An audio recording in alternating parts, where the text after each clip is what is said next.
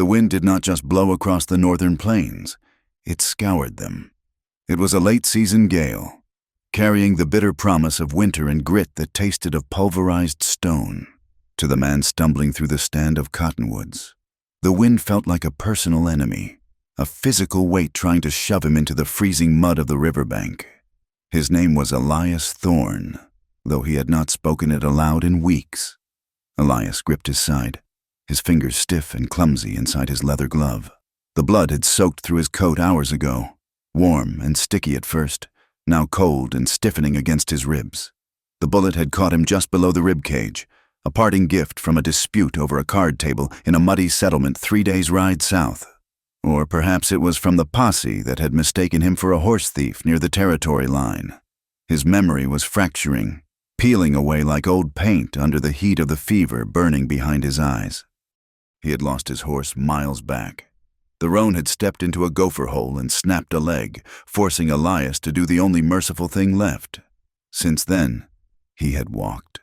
He had walked until the horizon began to tilt and sway. The river was a gray scar cutting through the dying grass. Elias aimed for the water, thinking of drinking, but his knees betrayed him. He pitched forward, catching himself on a rotting log before sliding down into the dirt. The impact jarred his wound, sending a spike of white-hot agony up his spine that nearly made him vomit. He lay there, cheek pressed against the frozen earth, breathing in shallow, ragged gasps. The smell of decay, wet leaves and stagnant water filled his nose. Above him, the sky was a bruising purple, the sun sinking rapidly behind the jagged line of the distant hills. He forced his eyes open one last time. On the ridge above the river, silhouetted against the dying light, sat a row of shapes. They were motionless, carved from the same darkness that was creeping over the land. Riders. He counted 3, maybe 4. They were not wearing the slouch hats of the cavalry or the wide brims of cattlemen. They sat their horses with a fluid, natural stillness that belonged to this land long before fences scarred it. Elias tried to reach for the navy colt at his hip, but his arm felt like it was filled with lead. The darkness rushed in from the edges of his vision, narrowing the world down to a single pinpoint of gray light. They are watching, he thought. And then the darkness took him completely. The heat was the first thing to return. It was not the fever heat that had roasted him from the inside out, but a dry, smoky warmth that smelled of sage, burning pine, and cured leather. Elias drifted in the space between sleep and waking. The pain in his side had dulled to a heavy, throbbing ache, rhythmically pounding in time with his heartbeat. He felt something soft beneath him, furs, deep and thick. He was not on the riverbank anymore. He opened his eyes. Above him, lodge poles converged toward a smoke hole where a patch of gray sky was visible. The light inside was dim, filtered through the thick hide walls of the lodge. A fire burned low in the center pit, casting dancing shadows against the painted liners.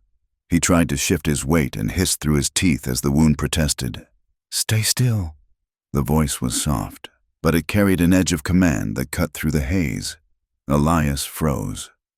He turned his head slowly, fighting the stiffness in his neck. He was not alone in the bedding. Lying next to him, close enough that he could feel the radiant heat of her body through the buffalo robes, was a young woman. She was propped up on one elbow, watching him with eyes that were dark, intelligent, and entirely unamused. Her hair was 2 thick braids that fell over her shoulders, dark as a raven's wing against the pale deerskin of her dress. Elias blinked, his mind struggling to catch up. He looked down. He was under the same heavy robe as she was. His coat and boots were gone. He was stripped to his trousers and undershirt, bandages wrapped tightly around his midsection. He scrambled backward, the instinct to retreat overriding the pain, but there was nowhere to go. The lodge wall was at his back. "Easy," the woman said. Her English was clipped, precise, the vowels flattened in the way of someone who had learned the language from a strict teacher. "If you tear those stitches, I will not sew them again." "Who are you?" Elias rasped. His throat felt like he had swallowed a handful of sand. "Where am I?" "You're in the lodge of Chief Standing Elk," she said, her voice dropping to a whisper. I am Winona, and you are the man who decided to die on our riverbank. Elias stared at her. The chief's lodge. And he was in her bed. The implication hit him with the force of a physical blow. He looked at the lodge flap, then back at her. "Why am I here?" he asked, gesturing to the furs covering them both. "Like this?" "Because you were freezing," she said simply. Her face remained impassive, but there was a tightness around her mouth. "And because my father's warriors found you, to them, you are a trespasser, a spy, a threat." Outside the lodge, a murmur of voices began to rise. It started as a low rumble, like distant thunder, but quickly grew into a chaotic chorus of shouts and the heavy thud of footsteps. The camp was waking up, or perhaps it had never slept. Winona tensed. She sat up straighter, pulling the robe up to her chin, her gaze darting to the entrance. "Listen to me," she said, leaning in close. Her scent, wood smoke and sweetgrass, filled his head. "The men outside are angry. They have been tracking the soldiers who burned the winter grazing lands to the east. When they found you, half of them wanted to leave you for the wolves. The other half wanted to bring you here to answer for the soldiers." "I am not a soldier," Elias said. "The denial automatic. It does not matter what you say." She cut him off. "It matters what they see. And what they see is a white man in the lodge of the chief's daughter." Elias felt the blood drain from his face. He understood enough of the customs of the plains to know that hospitality was sacred, but boundaries were lethal. "They brought me here?" Elias asked. "I brought you here," she corrected him. "I told them you were known to me. It was the only way to stop Iron Dog from putting a lance through your chest on the riverbank." She looked at him, her dark eyes searching his face, looking for something worth saving. "But now it is morning," she said, her voice grim. "And the morning decides everything. Stay quiet. Do not speak unless I tell you. Do not fight. You cannot win." Before Elias could ask what she meant, the voices outside reached a crescendo. The heavy flap of the lodge was thrown back, letting in a blast of freezing air and the harsh light of dawn. Rough hands grabbed Elias by the arms. He didn't have the strength to resist. He was hauled up from the warmth of the robes, his boots thrown at his feet, and then he was dragged out into the cold. The transition was blinding. Elias stumbled, his bare feet numb on the frost-hardened ground. He blinked against the pale, watery sunlight, trying to find his balance. When his vision cleared, he stopped breathing. They were waiting. In a wide, terrifying half-circle around the entrance of the lodge, men stood with rifles and lances in hand. They were not a disorganized mob. They were a wall, Elias's military mind. A part of him he tried to drown in whiskey, automatically counted them. He scanned the rows, the depth of the formation. There were hundreds. 321 warriors. If the density of the line held true, they stood in absolute silence. 321 pairs of eyes fixed on him, their expressions carved from stone. There was no anger in their faces, which was worse. There was only judgment. They waited as if the entire world had narrowed down to this single patch of dirt and the demand for a reckoning. Elias shivered, the cold biting through his thin shirt. He felt small, a piece of drift looking up at a mountain. Winona stepped out of the lodge behind him. She did not stumble. She walked with her chin high, wrapping a blanket around her shoulders with a regal, deliberate grace. She moved to stand between Elias and the wall of warriors. A man stepped forward from the center of the line. He was older, his hair streaked with gray, wearing a shirt of elk skin decorated with quill work. He carried no weapon, but the way the other men shifted to give him space made it clear who he was. Chief Standing Elk. His face was heavy with the lines of leadership and a grief that looked ancient. He spoke in his own tongue, his voice deep and resonant, carrying easily across the open space. He did not look at Elias. He looked at his daughter. Winona answered him. Her voice was steady, though Elias saw her hands trembling where they clutched the blanket. They spoke back and forth, the cadence sharp and urgent. Elias caught a few words, hand signals he had picked up over the years, but the bulk of it was lost to him. Then, a warrior with a scar running through his left eyebrow stepped out. This was Iron Dog, Elias guessed. The man pointed a finger at Elias, then at the lodge, spitting words that sounded like accusations. He gestured to the south, to the direction of the forts, and then mimed a noose. The chief turned his gaze to Elias for the first time. The weight of it was crushing. The interpreter, a small man with a withered arm standing near the chief, stepped closer to Elias. "Chief Standing Elk says you were found on our land," the interpreter said, his English thick but understandable. "You wear the clothes of the drifting men, but you move like the soldier. You carry a gun that has killed. You are here to spy for the blue coats." "I am no spy," Elias said, his voice cracking.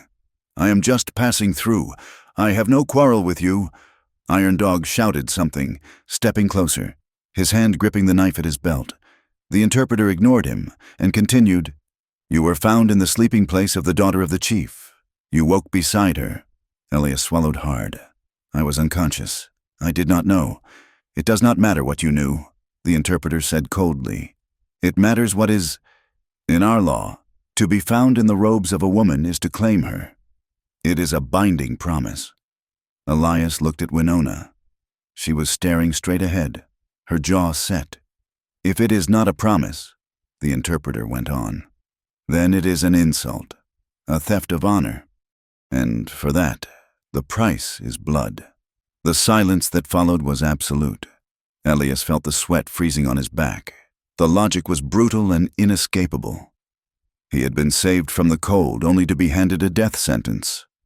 Iron Dog spoke again, his voice a low growl. He was clearly advocating for the execution. The warriors behind him murmured in agreement, the sound like dry leaves scraping together. Winona stepped forward again. She spoke to her father, her voice ringing out clear and sharp. She gestured to Elias, then to herself. She placed a hand over her heart, then extended it toward the council. The chief listened, his expression unreadable. He looked at his daughter, then at the angry warriors, and finally at the gray sky. The interpreter turned back to Elias. "Winona says she claimed you. She says she brought you to her fire not as a prisoner, but as a choice." Elias's head snapped toward her. She refused to look at him. "She says," the interpreter continued, disbelief coloring his tone, "that she intends to honor the placement of the robes. She proposes a union, a wedding." The word hung in the frozen air. Elias stared at the woman standing a few feet away. She was saving his life, he realized. But the cost was insane. "I cannot," Elias whispered, leaning toward her. "You can't do this. Just tell them I'm a fool who got lost. Don't bind yourself to me. I'm a dead man walking anyway." Winona turned her head slightly, her eyes locking onto his. They were dark pools of desperation. "Do you want to die here, white man?" she hissed under her breath. "Do you want Iron Dog to take my father's place because he proved he could spill your blood? This is not about romance. This is about survival, mine as much as yours. But if you refuse," she said, her voice dropping to a terrifying calm, "they will kill you where you stand. And because I brought you in, I will bear the shame. My father's standing will break. The clan will fracture. Say yes, or you doom us both." Elias looked at the warriors. 321 men waiting for a sign. He looked at the chief, who watched him with a mixture of curiosity and pity. And he looked at Winona, who was holding her breath, her knuckles white. He had spent 5 years running from responsibility, running from the things he had done and the things he had failed to do. He was tired of running, and he could not let this woman pay the price for his bad luck. "I accept," Elias said loudly. The wind whipped the words away, but the interpreter heard. He nodded to the chief. The tension in the air shifted. It did not vanish, but it changed texture. The immediate threat of violence receded, replaced by a heavy, solemn weight. The ceremony began immediately. There was no changing of clothes, no feasting, no joy. It was a legal proceeding, a sealing of a contract witnessed by the morning sun and the armed men. The chief stepped forward and took a buffalo robe from a woman standing nearby. He draped it over Winona's shoulders. She stepped next to Elias, her face pale but composed. The interpreter instructed Elias to stand still. He tried, but the pain in his side was a gnawing rat. The world tilted gray at the edges. He swayed, his knees buckling. Before he could fall, a hand gripped his arm. It was Winona. Her grip was surprisingly strong, her fingers digging into his bicep. She pulled him upright, anchoring him against the wind. "Lean on me," she whispered, her lips barely moving. "Do not show them weakness." Elias gritted his teeth and forced his spine straight. He leaned into her, feeling the solid warmth of her presence. She did not pull away. Her hand remained on his arm, her thumb pressing rhythmically against his muscle. It was a touch that lingered longer than duty required, a silent transfer of strength. The chief spoke a few words, looking at the sky. He took a small pouch of pollen and scattered it over their heads. He then tied a strip of leather around Elias's left wrist and a matching one around Winona's right. "It is done," the interpreter said. There was no cheer. No one fired a rifle in celebration. The 321 warriors lowered their weapons, but their eyes remained cold. They looked at Elias not as a new brother, but as a tolerated danger, a wolf that had been allowed into the sheepfold on a technicality. The circle broke. The men turned and walked away, their silence heavy with judgment. Iron Dog lingered the longest, spitting into the dirt at Elias's feet before turning his back. Elias sagged, the adrenaline draining out of him. Winona kept him upright, guiding him back toward the lodge. "Not there," she said, steering him toward a smaller, older structure set slightly apart from the main circle. "My father's lodge is his own. We have a new place." They entered the smaller lodge. It was cold inside, the fire pit merely a bed of gray ash. Winona moved quickly, gathering kindling, striking a spark. Elias collapsed onto the pile of furs in the corner, clutching his side. He watched her as she worked. She moved with efficiency, her anger contained in the sharp movements of her hands. She got the fire going, then turned to him. She looked exhausted. The regal mask she had worn outside slipped, revealing a young woman burdened by a crushing weight. "Why?" Elias asked, his voice rough. "Why did you really do it?" She sat back on her heels, feeding a stick into the flames. "Because Iron Dog wants war," she said. "He wants to lead. If he had killed you, the soldiers would come looking for a missing white man. It would bring the fight he wants. My father is tired. He wants peace. I bought him time." "You bought him time with your life," Elias said. "You're stuck with me now." She looked at him, her expression unreadable. "For now, until you are strong enough to leave, or until the snow melts." She stood up and came over to him. "Let me see the wound." She knelt beside him, her hands reaching for the hem of his shirt. Elias flinched, his hand shooting out to catch her wrist. It was a reflex, a survivor's instinct honed in back alley fights and military skirmishes. "Don't," he warned. Winona didn't pull back. She looked at his hand gripping her wrist, then up at his eyes.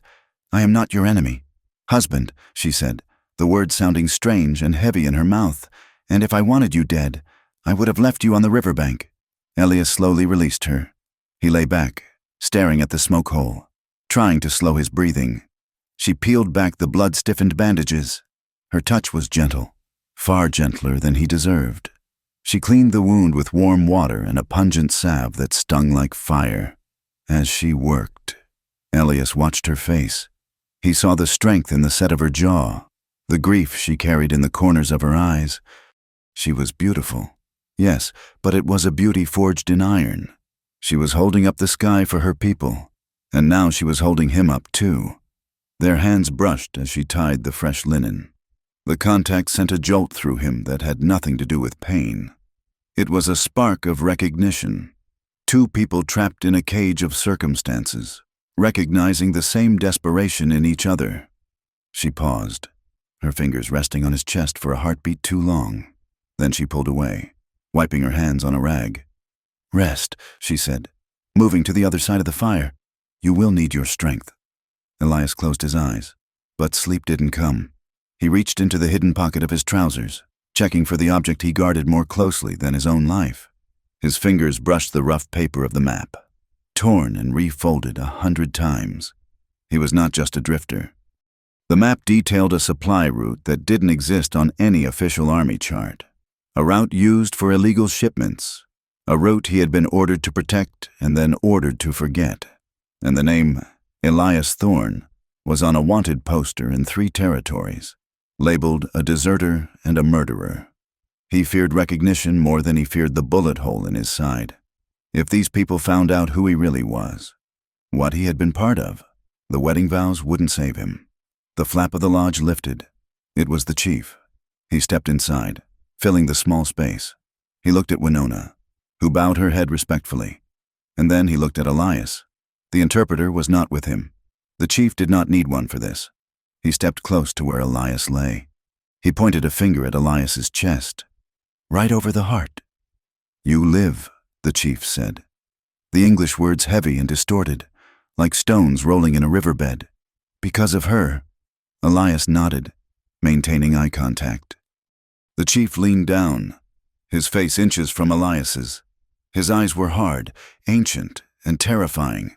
"But listen," the chief rumbled. "You are husband now. But if you bring bluecoats here, if you bring soldiers to my door—" He made a gesture, a sweeping motion of his hand toward the earth. "The ground will drink you dry." He straightened up, cast one last look at his daughter, and turned to leave. The flap fell shut behind him, leaving Elias and Winona alone in the dim, smoky silence. Elias looked at the woman who was now his wife. She was staring into the fire, her shoulders slumped. Outside, the wind howled again, rattling the lodge poles, sounding like 1,000 ghosts trying to get in. "I'm sorry," Elias said into the silence. "Don't be sorry," Winona said without looking up. "Be quiet and get well. The winter's just beginning." Elias lay back, the heat of the fire battling the chill in his bones. He was alive. He was married. And he was in the center of a storm that was only just starting to break. The days following the wedding did not bring warmth. They brought a cold that settled into the marrow of the bone and refused to leave. The camp of Chief Standing Elk was not a place of idle recovery. It was a machine of survival, grinding forward against the coming winter. Elias Thorne learned quickly that pity was a luxury these people could not afford. Even as his fever broke and the infection in his side began to retreat into a dull, manageable throb, the daily rhythm of the village demanded his participation. He watched from the entrance of the lodge as the women broke ice on the river's shallows to haul water in heavy skin bags, their hands red and raw. He saw men returning from hunts with less and less meat, the carcasses of deer gaunt and stringy. Rations were cut. The stew Winona brought him in the evenings grew thinner, more broth than substance. He ate it without complaint, wiping the wooden bowl clean with his finger. He learned to be small. He learned to be quiet. The camp was tense. Distant cracks of rifle fire would sometimes drift on the wind from the south, settler territory. Every time the sound echoed off the canyon walls, the camp would freeze. Mothers would pull their children close, hands muffling small mouths. Men would look to their weapons. Elias would feel the old, familiar tightening in his gut, the reflex of a soldier waiting for the order to advance or retreat. But no orders came, only the wind. Winona was rarely still.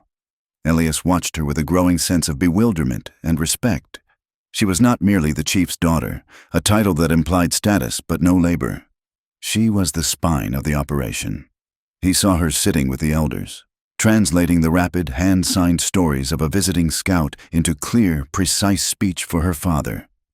He saw her grinding herbs with the camp's healer, an ancient woman with eyes like cloudy glass. Winona's hands, so delicate when she changed his bandages, were ruthless when she crushed roots and dried berries. She was a bridge. He realized this one evening as she sat repairing a moccasin near the fire. She stood between the old ways of her father and the encroaching, steel-edged world of the whites. Both sides seemed to punish her for it. The soldiers and agents at the fort looked at her with disdain because she was native. Some of her own people looked at her with suspicion because she spoke the tongue of the enemy. Inside their lodge, the air was thick with unspoken rules. Their marriage was a performance for the world outside the flap. When they stepped out to gather wood or attend a council fire, she would walk a half-step behind him, or he would stand close to her, mimicking the posture of a protective husband. But the moment the flap dropped, sealing them in the smoky twilight of their private space. The dynamic shifted instantly. Winona was the captain here. "You sit there," she had told him on the second night, pointing to the south side of the fire. "I sit here. We do not cross." It was a boundary line drawn in the dirt floor.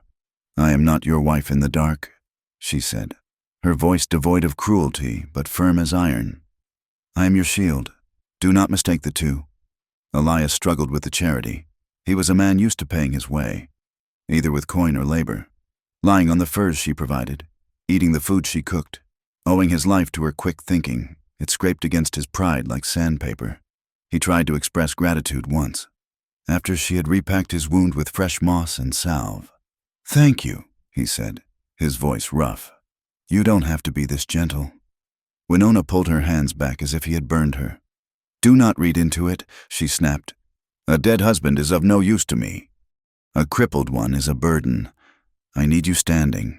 So he stood. By the fourth day, Elias could walk without the world spinning. By the fifth, he was bored of being useless. He found a pile of damaged tack in the corner of the lodge, bridles with snapped reins, cinches worn through by friction. He asked for an awl and sinew. Winona gave them to him silently. He worked for hours, the repetitive motion of stitching leather quieting the noise in his head. He repaired 3 bridles that afternoon. When Winona returned from the river, she picked up his work, inspected the stitching, and gave a single, curt nod. The next morning, a broken rifle stock was left near his bedding. It was a Henry repeating rifle, the wood shattered near the trigger guard. A valuable weapon, rendered useless. Elias spent 2 days carving a replacement piece from a block of seasoned ash wood he found near the woodpile, fitting it with the precision of a man who knew that a jammed gun meant death. He was sitting outside the lodge, sanding the wood smooth with a rough stone, when a shadow fell over him. He looked up. Iron Dog stood there. The warrior was immense, his chest broad and powerful under a heavy buffalo coat. He did not speak. He just watched. His eyes moved from Elias's face to the rifle in his hands, then to the lodge where Winona was working. The resentment radiating off the man was palpable. It wasn't the hot, explosive anger of a drunkard. It was the cold, patient hatred of a predator. Elias knew. Through the camp gossip Winona filtered to him, that Iron Dog had been the one expected to marry the chief's daughter. He was a celebrated hunter, a warrior with many coups to his name. To be displaced by a wounded, white drifter was an insult that likely burned in his gut every time he saw Elias breathe. Elias stopped sanding. He held the rifle loosely, not pointing it, but not surrendering it either. He met Iron Dog's stare. Iron Dog spat on the ground, a wet, heavy sound, and walked away. Elias let out a breath he didn't know he was holding. That evening, the tension inside the lodge felt different. It wasn't hostile, but it was charged. The wind was howling outside, battering the leather walls, making the fire dance wildly. Winona made tea from bitter roots. She poured 2 cups and handed one to him. Their fingers brushed. It was a mistake, a miscalculation of distance in the dim light.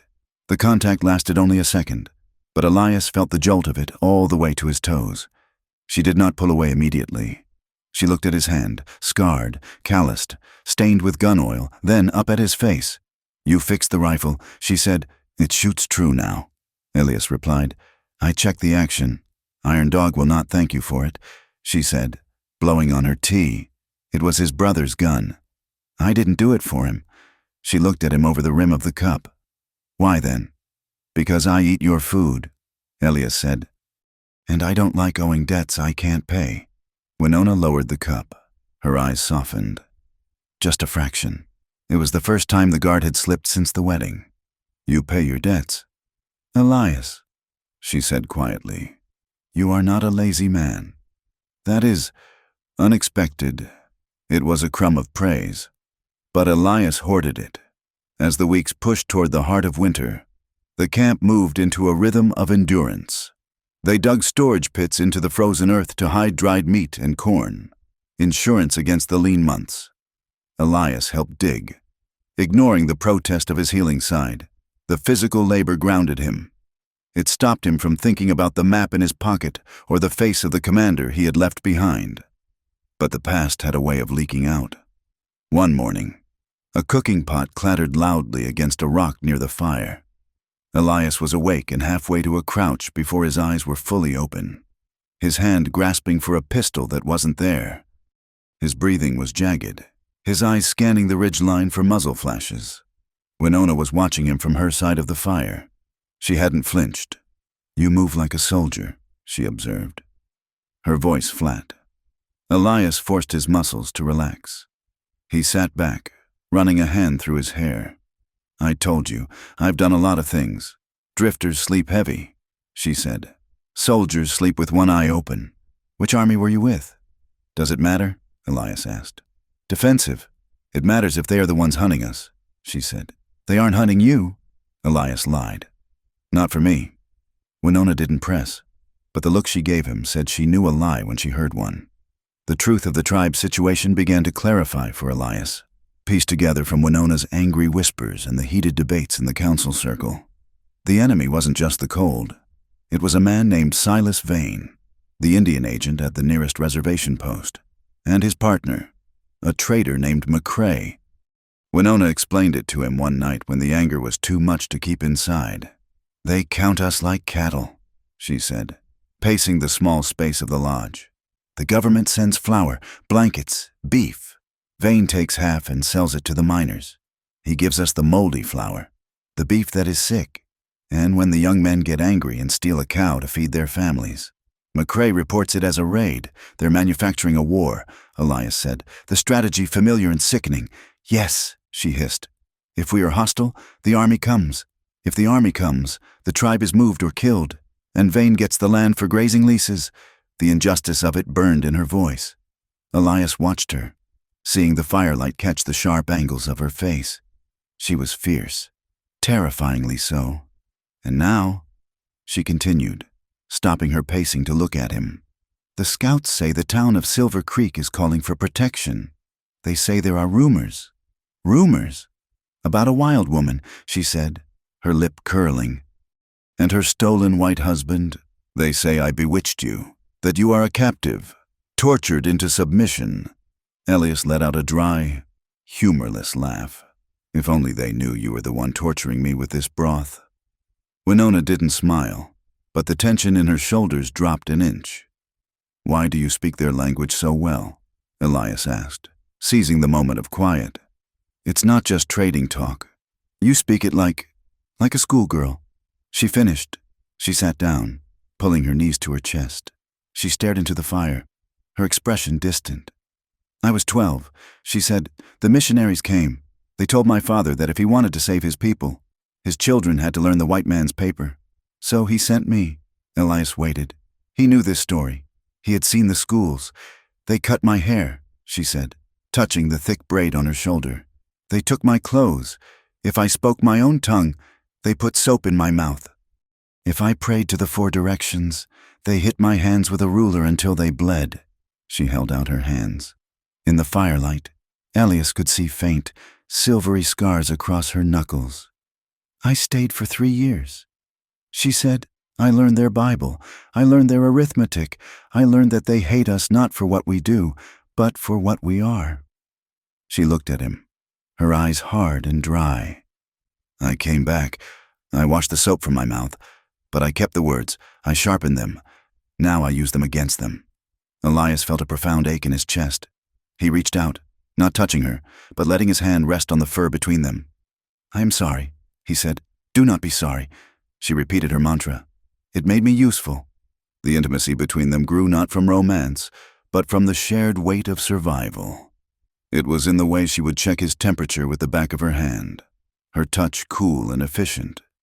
It was in the way he would wake before dawn to stoke the fire so she wouldn't wake up to the cold. But the line between gratitude and desire was thinning. A blizzard struck the camp 2 weeks later. It was a white wall of fury that buried the lodges halfway to the smoke holes. The wind sounded like a freight train screaming through the canyon. The lodge poles creaked and groaned, bending under the pressure. They couldn't leave the lodge. For 2 days, they were sealed in together. On the second night, the storm reached a fever pitch. A massive gust slammed into the lodge, shaking the ground. Winona gasped, sitting up straight in the darkness. Elias was beside her in an instant. He didn't think. He just moved. He grabbed her arm, steadying her. "It's holding," he said, his voice close to her ear.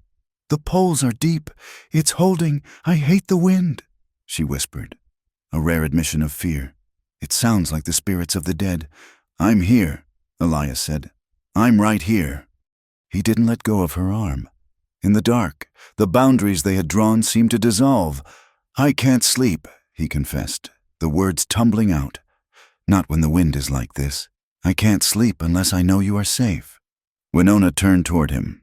He couldn't see her face, but he could feel her breath on his cheek.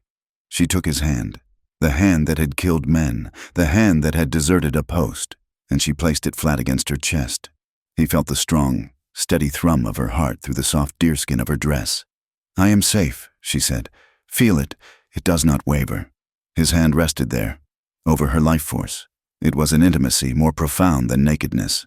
He felt the heat of her skin, the rhythm of her blood. "Elias!" She breathed. He leaned in. It wasn't a conscious decision. It was magnetism. Suddenly, the lodge flap shook violently. Not the wind, a hand. Someone was outside. Elias jerked back, snatching his hand away. Winona stiffened, smoothing her dress. "Winona!" A voice called out. It was an elder woman's voice, harsh against the wind. "Are the skins holding?" Winona cleared her throat. "Yes," she shouted back. "We are secure." The footsteps crunched away. The moment was shattered, but the air in the lodge remained electric. They sat in the dark, breathing hard, the ghost of his hand still burning on her chest. "We should sleep," Winona said, her voice trembling slightly. "Yes," Elias said. "Sleep." Neither of them slept. The next day, the sun broke through, blindingly bright on the new snow. The camp emerged, digging out. The dynamic had shifted again.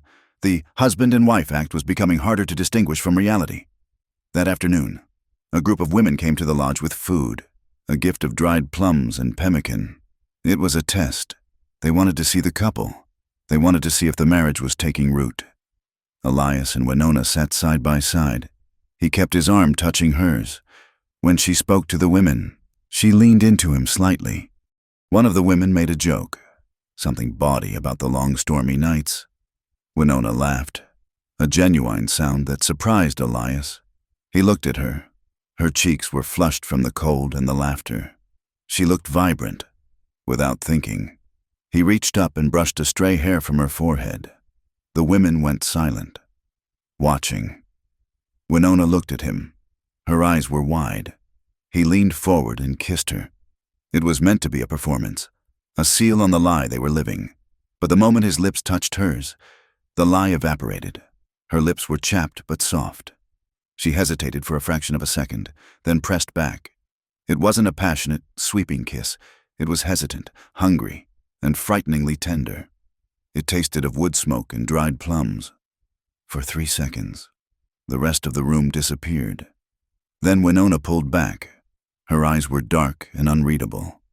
She cleared her throat and turned back to the women, her composure fighting to return. The women giggled and nodded, satisfied. They left soon after. When they were alone, the silence was deafening. "That was necessary," Winona said, not looking at him. "To convince them." "Yes," Elias said, his voice tight. "Necessary." But they both knew it was more than that. They had crossed a line, and there was no way to uncross it. From that day on, he stopped calling her the girl or hey in his mind. He practiced her name, Winona. He said it when they walked to the river. He said it when he handed her the repaired tools. "It's Winona," she corrected him gently one day. The O is rounder. "Winona," he repeated, shaping his mouth around the syllables. She smiled. Better. It was a small rebellion. The soldiers called her squaw. The settlers called her savage. Elias called her by her name, giving her the dignity the world tried to strip away. But the bubble of their relative peace could not hold. 3 weeks later, a messenger arrived. He rode a pony that was lathered and blowing hard. Despite the cold, he went straight to the chief's lodge. Winona was summoned immediately. Elias waited, pacing the length of their lodge, the old dread churning in his stomach. She returned an hour later. Her face was ashen. "What is it?" Elias asked. "Soldiers," she said. "A column from Fort Laramie. They are moving north." "North?" Elias asked. "That's away from here. Not this time," she said. "The messenger says they have orders to secure the valley before the deep snows. They are coming to move us. Move the whole band? In winter. That's a death march." Winona nodded grimly. "And Vane, the agent, he has given them a list, a census. He is counting heads. Every man, woman, and child must be accounted for against the ration rolls." Elias felt the blood drain from his face. "If they check the rolls, if they check the people, they will check everyone," Winona said. "They will look at every face." Elias turned away, staring at the leather wall. He couldn't hide, not if they were counting heads. He reached into his pocket and pulled out the map. He stared at it for a long moment, then crumpled it in his fist. "Winona," he said. He turned to face her. She was watching him, fear warring with resolve in her eyes. "You need to know something," he said. "You need to know who you really married." "I know who you are," she said. "You are Elias." "No," he said. "My name is Elias Thorne, Sergeant Elias Thorne of the 3rd Cavalry." The room went deadly silent. Winona took a step back. Her hand went to her mouth. "Thorne?" she whispered. "I deserted 3 months ago," he said, the words coming out fast now. "After the massacre at Sand Creek, I couldn't do it anymore. But I took something with me. This map. It proves Vane is stealing the supplies. It proves the commander is taking a cut."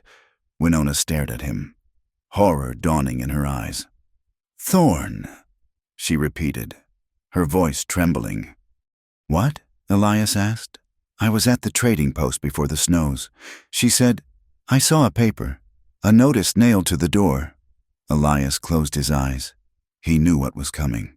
"Wanted," she recited, her memory perfect and cruel, "for desertion, theft of military property, and murder of a superior officer. Elias Thorne, $500 reward, dead or alive."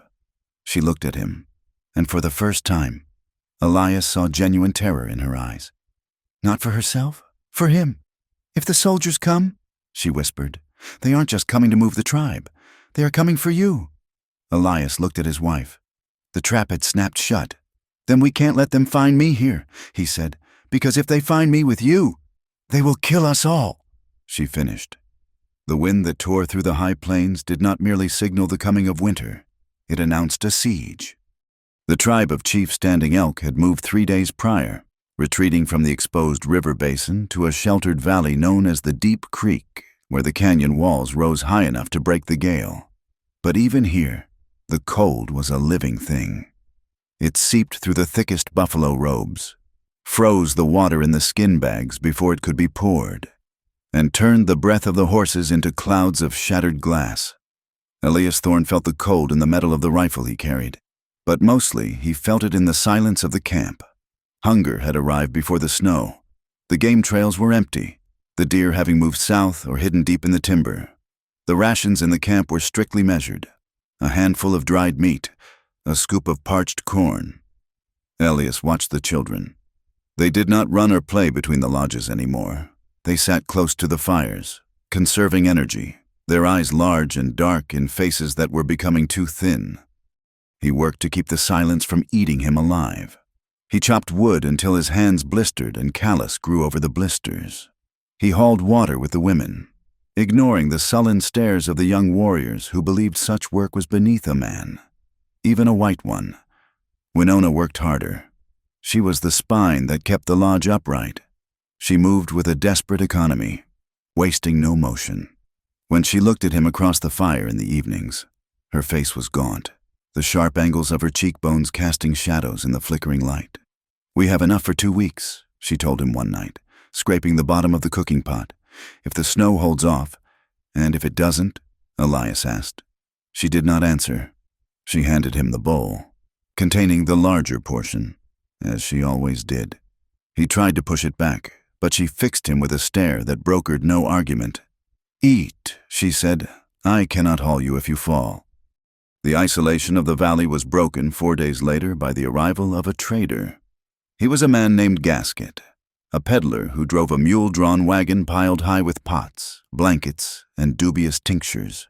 He was allowed into the camp not out of friendship, but because the tribe was desperate for ammunition and salt. Elias stayed inside the lodge, cleaning his rifle, but the camp was small. Discovery was inevitable. Gasket came to the chief's fire to haggle. Elias was outside, stretching a hide, when the trader walked past. Gasket was a short man with a beard that looked like a bird's nest and eyes that shifted constantly, weighing the value of everything they touched. He stopped when he saw Elias. The wind whistled through the bare branches of the cottonwoods. Gasket took a slow pull from a flask at his hip, his eyes narrowing. He didn't speak immediately.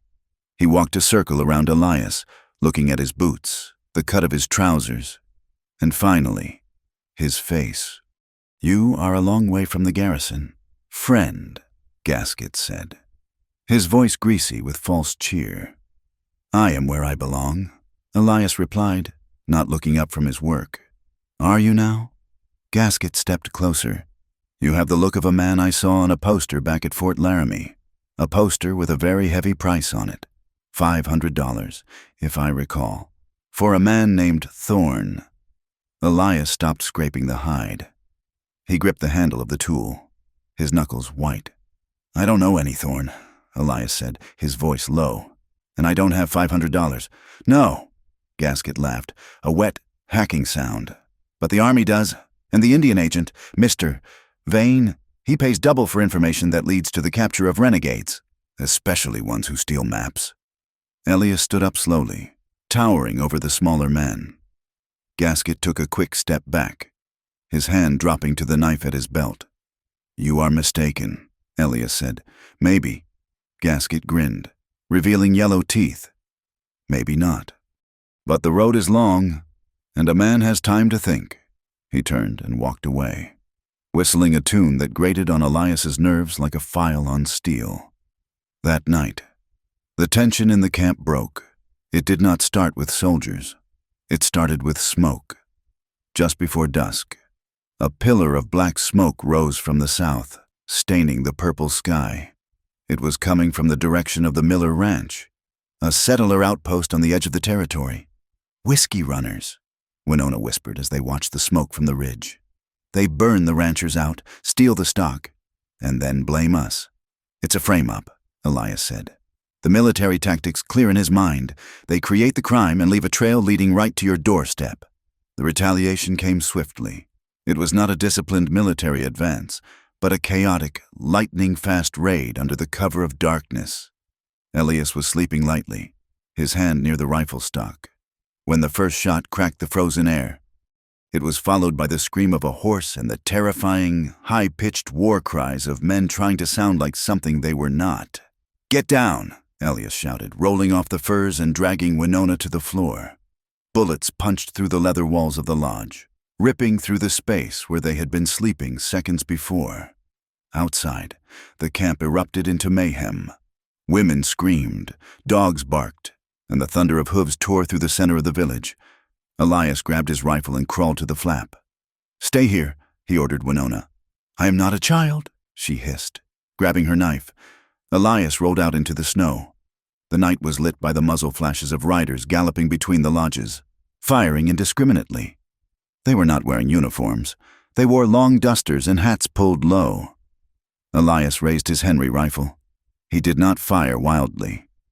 He took a breath, aimed at a rider preparing to torch the winter food stores, and squeezed the trigger.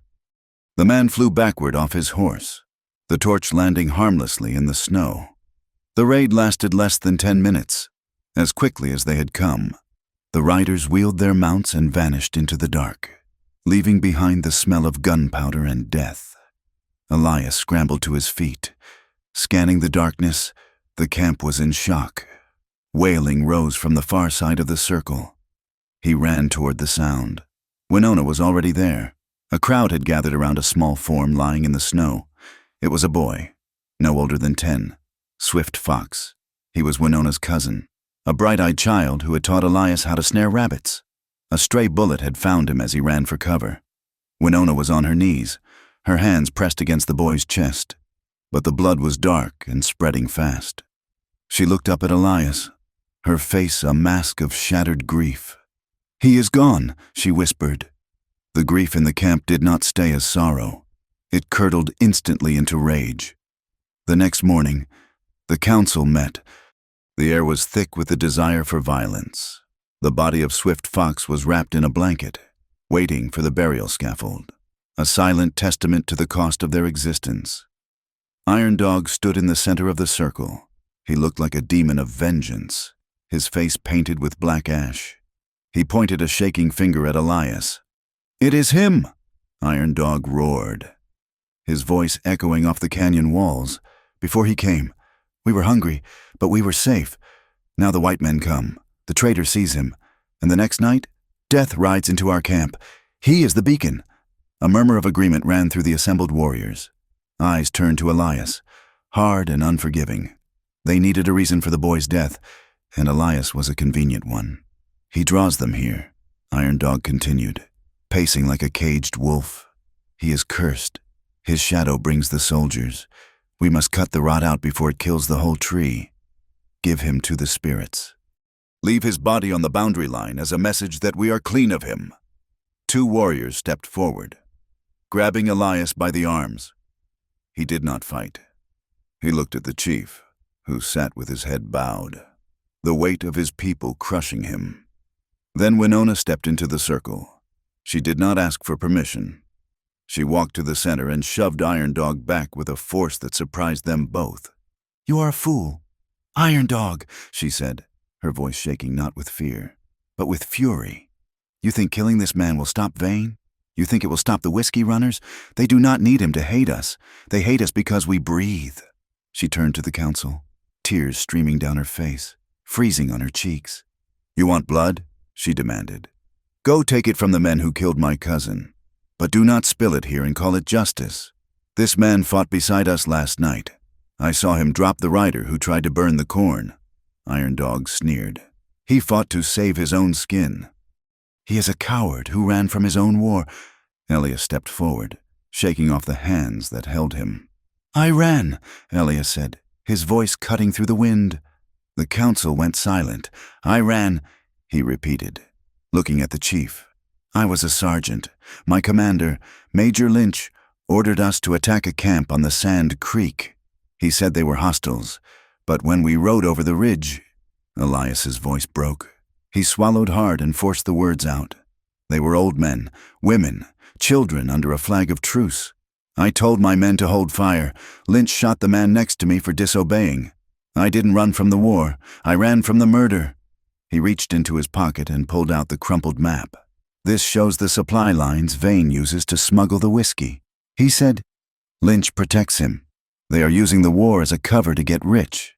I have the proof. That is why they want me dead. Not because I am a deserter, but because I am a witness." The chief looked up. He stared at Elias for a long time, measuring the truth in his eyes.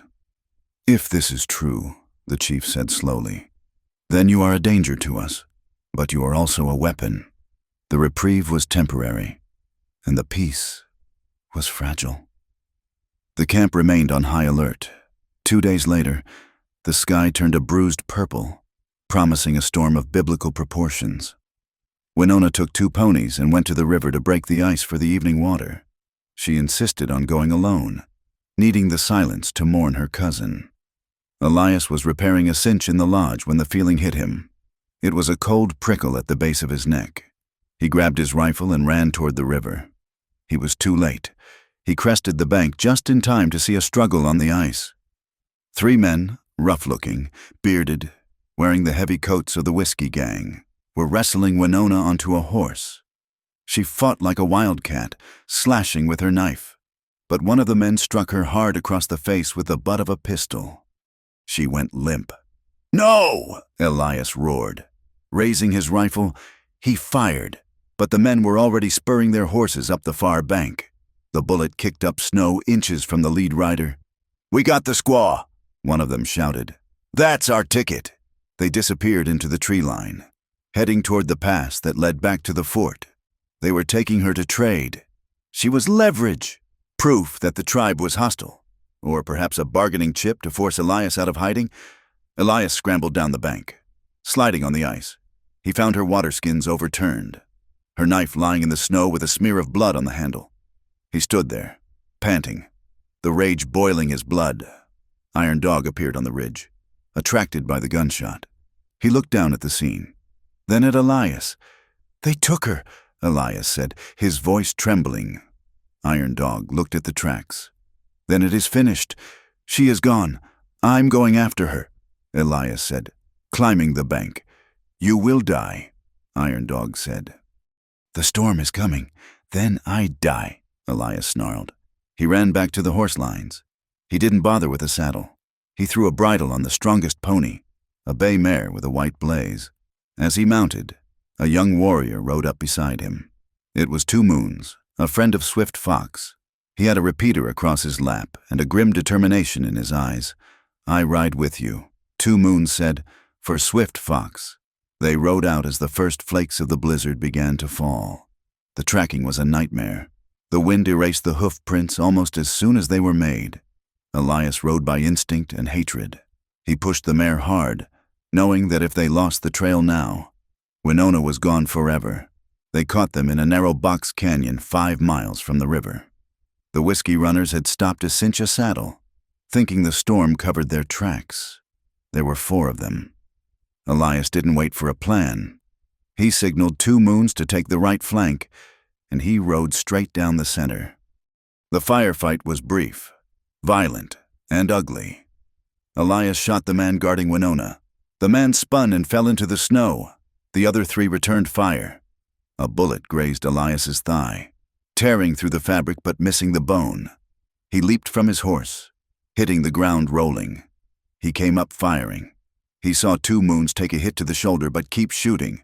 One of the runners charged Elias, a Bowie knife in his hand. Elias's rifle clicked empty.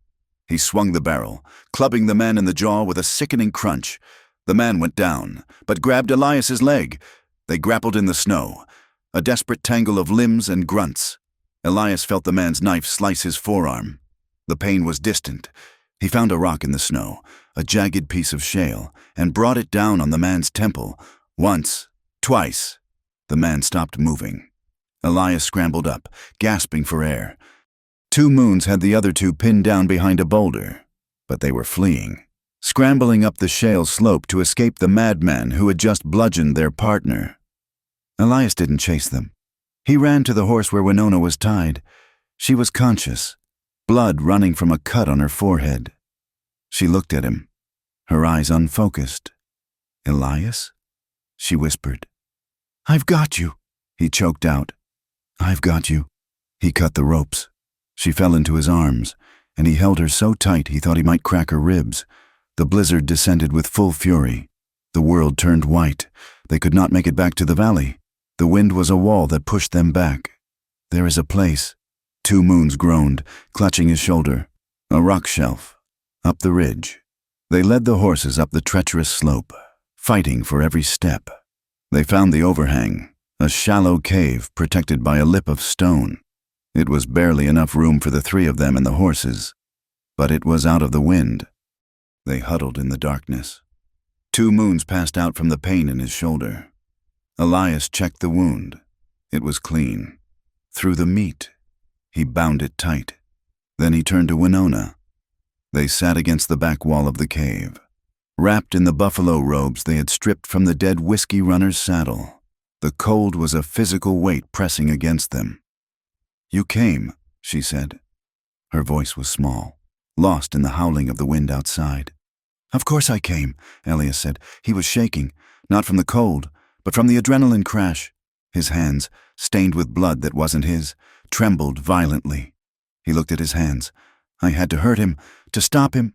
Winona reached out and took his shaking hands in hers. Her skin was freezing, but her grip was strong. "You did what survival demanded," she said fiercely. "Do not apologize for keeping breath in your lungs. Do not apologize for keeping it in mine." She pulled him closer. The space between them vanished. In the darkness of the cave, with death waiting just outside the circle of their warmth, the barriers of duty and arrangement dissolved completely. She didn't look at him like a political necessity. She looked at him like a man. "I do not want a shield. Elias," she whispered, her lips inches from his. "I have warriors for shields. I want you, the man who is afraid, the man who stays anyway." Elias looked at her, the bruise blooming on her cheek, the fire in her eyes. He realized he had stopped running. "Winona," he breathed. He kissed her. This time, there was no audience. There was no pretense. It was a collision of fear and relief. Her mouth was warm, tasting of iron and snow. She pulled him down, her hands tangling in his hair, anchoring him to the earth. Their intimacy was a trembling thing, fierce and desperate. Whispered names against skin, the friction of bodies seeking heat, the aching, terrifying realization that they belonged to each other not by law, but by blood and choice. When the storm broke the next morning, the world was silent and buried in white. They prepared to leave. 2 Moons was weak, but could ride. As Elias went to saddle the horses, he kicked something half buried in the snow near the dead runner's saddlebags. It was a crate. It had split open during the fight. Inside were bottles of cheap whiskey, but it was the wood of the crate that stopped Elias's heart. Burned into the side, clear as day, was the brand. VTTC, Vane Trading Company. Gov contract 404, and stuck in the slat of the wood was a scrap of paper, a shipping manifest tucked there by a careless clerk. It listed flour, 50 barrels, but the handwriting next to it noted whiskey, 20 cases, Dest, North Ridge. North Ridge was where the raids always started. "We have it," Elias said, holding up the slat of wood. "We have the link. Vane is supplying the whiskey to the raiders using government wagons." Winona looked at the wood, then at Elias. Her face hardened.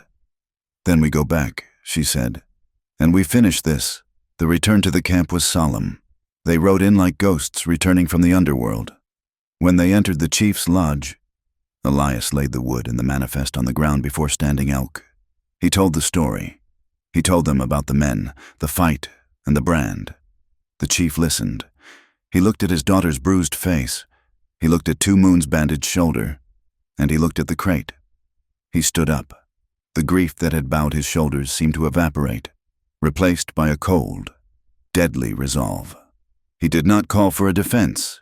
He did not call for a retreat. "At dawn," he said, his voice rolling like thunder, "we go to the fort." He looked at Elias. "You will guide us. You will show them this proof. And you will not go alone." The next morning, the sun rose on a sight that chilled Elias to the bone, yet filled him with a strange, fierce pride. Waiting in the valley, mounted on their war ponies, their faces painted for battle, were the warriors. They were not in a circle this time. They were in a column. 321 men. They were not waiting for a wedding. They were waiting for war. The journey to Fort Defiance was a march through a white purgatory. The column of 321 warriors moved with a silence that unnerved even the wolves trailing in their wake. There was no singing, no boasting, only the rhythmic crunch of frozen snow under the hooves of war ponies and the creak of leather stiffened by the frost. Elias Thorne rode near the front, flanked by Iron Dog and 2 Moons. The injury in his thigh burned with the cold, a constant dull reminder of the whiskey runners. But he kept his spine straight. He watched Winona. She rode a dun mare, wrapped in layers of buffalo hide, her face set in a mask of grim determination. Every mile they put behind them seemed to strip away a layer of her softness, replacing it with something harder, something brittle and sharp like obsidian. The land fought them. They crossed streams where the ice was deceptive, thick at the edges but rotting in the center. They spent long nights huddled in shallow ravines where the wind sounded like distant, rhythmic crying, a sound that made the horses stamp and roll their eyes. On the 5th day, The wilderness gave way to the scarred earth of settlement. They passed the boundary markers of the Miller Ranch, now just a blackened chimney and a few charred posts protruding from the snow. The work of the whiskey runners, blamed on the tribe. As the column moved onto the main road leading to the town of Crossing, the reception changed from the indifference of nature to the hostility of man. Crossing was a collection of rough-cut lumber buildings and muddy streets that had frozen into ruts. As the column of warriors appeared on the ridge, a bell began to ring in the town. A frantic, clanging alarm. They did not ride through the town. The chief was wise enough to skirt the perimeter. But the town came out to watch. Men stood on porches and rooftops, rifles cradled in their arms, their breath steaming in the air. Women peered through curtains, their faces pale with a mixture of terror and fascination. Elias felt the hatred washing over them. It was a physical thing, heavier than the snow. As they passed a small, whitewashed church on the edge of the settlement, a man in a black coat stepped out. He was a preacher, his face red with the cold and righteousness. He pointed a shaking finger at Winona. "Behold the temptation," he shouted, his voice cracking. "Behold the pagan snare that drags good men to hell." A glob of spit flew from the crowd. Landing on the flank of Winona's mare, the horse danced sideways. Winona did not look at the preacher. She did not wipe the spit away. She stared straight ahead. Her chin lifted so high it looked painful. A man near the blacksmith shop raised a rifle. "Tracking Elias! You traitor!" the man yelled. "You filth!" Elias's hand drifted to the Navy Colt at his hip. He felt the tension ripple through the warriors behind him. 321 hands tightened on lances and repeaters. One shot. That was all it would take to turn this muddy road into a slaughterhouse. "Don't," Winona said. She had not looked at him, but she sensed his movement. "Do not give them the excuse." Elias moved his hand away from the gun, but he rode closer to her, placing his horse between her and the crowd. He felt the eyes of his own people on him, judging his restraint, and the eyes of the settlers, judging his betrayal. He belonged to neither world now. He was an island, drifting in a sea of hostility. They reached the fort at midday. Fort Defiance was a sprawling complex of timber and stone, the American flag snapping violently in the wind above the parade ground. The gates were closed. Along the walls, blue-coated sentries walked their posts, their rifles shouldered. The column halted. The chief signaled for a parley. The gates groaned open, but only wide enough for a small group. A chaotic scene ensued as officials in heavy wool coats spilled out, flanked by a squad of armed soldiers. "You cannot bring a war party to a federal outpost," a lieutenant shouted, his hand resting on his saber. "We come for justice," the chief's interpreter called back. "We come with proof." "We will hear the chief," the lieutenant said, eyeing the line of warriors with a nervous sweat beading on his forehead despite the cold. "And the white man. The rest stay back." Elias dismounted. Winona did the same. As they walked toward the gate, the lieutenant stepped in front of Winona. Not her. He said, "She is my witness." The chief said, "She is a squaw." The lieutenant spat. "And this is military business." "She is my wife," Elias said, his voice low and dangerous. The lieutenant looked at Elias, a sneer curling his lip. "According to who? A savage right? That don't hold water here. Mister, in the eyes of the law, she is property of the state, and you," he looked Elias up and down, recognizing the face from the wanted posters. "You are a criminal. You are under arrest." Before Elias could react, soldiers surged forward. They didn't grab him. They grabbed Winona. "No!" Elias shouted, lunging forward. A rifle butt slammed into his gut. He doubled over, gasping. He saw Winona being dragged away, not toward the council room, but toward the stockade. She didn't scream. She looked back at him, her eyes wide and dark, before she was shoved through a heavy wooden door. "Take him to the colonel," the lieutenant ordered. Elias was hauled to his feet, wheezing. He realized then that the law he had come to serve was not a shield. It was a bludgeon, and they were about to be beaten to death with it. He was marched across the parade ground, past the staring faces of soldiers who looked at him with a mix of curiosity and disgust. He was taken to the headquarters building, but instead of the main office, he was shoved into a small, windowless interrogation room. He waited for an hour. The room was cold, smelling of stale tobacco and damp wood. The door opened. It wasn't the colonel. It was Major Lynch. Elias felt the blood freeze in his veins. Lynch looked older than Elias remembered, his face puffier, the veins in his nose broken from too much drink. But his eyes were the same, cold, pale blue, devoid of empathy. "Sergeant Thorne," Lynch said, closing the door softly. "You look like a dog that's been kicked too many times." "I am not a sergeant," Elias rasped. "Not anymore." "No," Lynch agreed, pulling out a chair and sitting opposite him. "Now you are a deserter, a thief, and a consort to hostiles. That is a hanging offense." "Elias." "I have the ledger," Elias said, cutting to the chase. "I have the crate from the whiskey runners. It has the Vane Trading Company brand. It has the government contract number." Lynch didn't flinch. He smiled. A thin, tight expression. "Paper burns." "Elias, wood splinters. Do you really think a few scraps of trash will outweigh the word of a decorated officer and a government agent?" "It will if I take it to a judge," Elias said. "It will if I take it to the newspapers in St. Louis." Lynch leaned forward. "You will never see St. Louis. You will never leave this fort. Unless—" He let the word hang in the air. "Unless what?" "Unless you help us." Lynch said, "We know the tribe uses the high passes to move between the summer and winter grounds. We know they have caches of weapons hidden in the caves. You give us the locations. You sign a statement saying the raid on the ranch was ordered by Standing Elk. You want me to lie?" Elias said. "I want you to be practical," Lynch corrected. "You do this, and the desertion charge disappears. You get a pardon. You walk out of here a free man." "And Winona?" Elias asked. "She goes to the reservation," Lynch said, waving a hand dismissively. "Where she belongs, she will be cared for." "Cared for like the people at Sand Creek?" Elias asked, his voice shaking with suppressed rage. "Cared for like the children starving in the valley?" Lynch's face hardened. He stood up, knocking the chair back. "You have a lot of morals for a man with a noose around his neck. Think about it. Thorne. You have until the hearing tomorrow morning." He turned to the door. "Oh, and Elias, if you refuse, I won't just hang you. I will make sure the girl is educated on the proper place of her kind before we send her away." The door slammed shut, leaving Elias in the dark. Elias was moved to a holding cell in the guardhouse.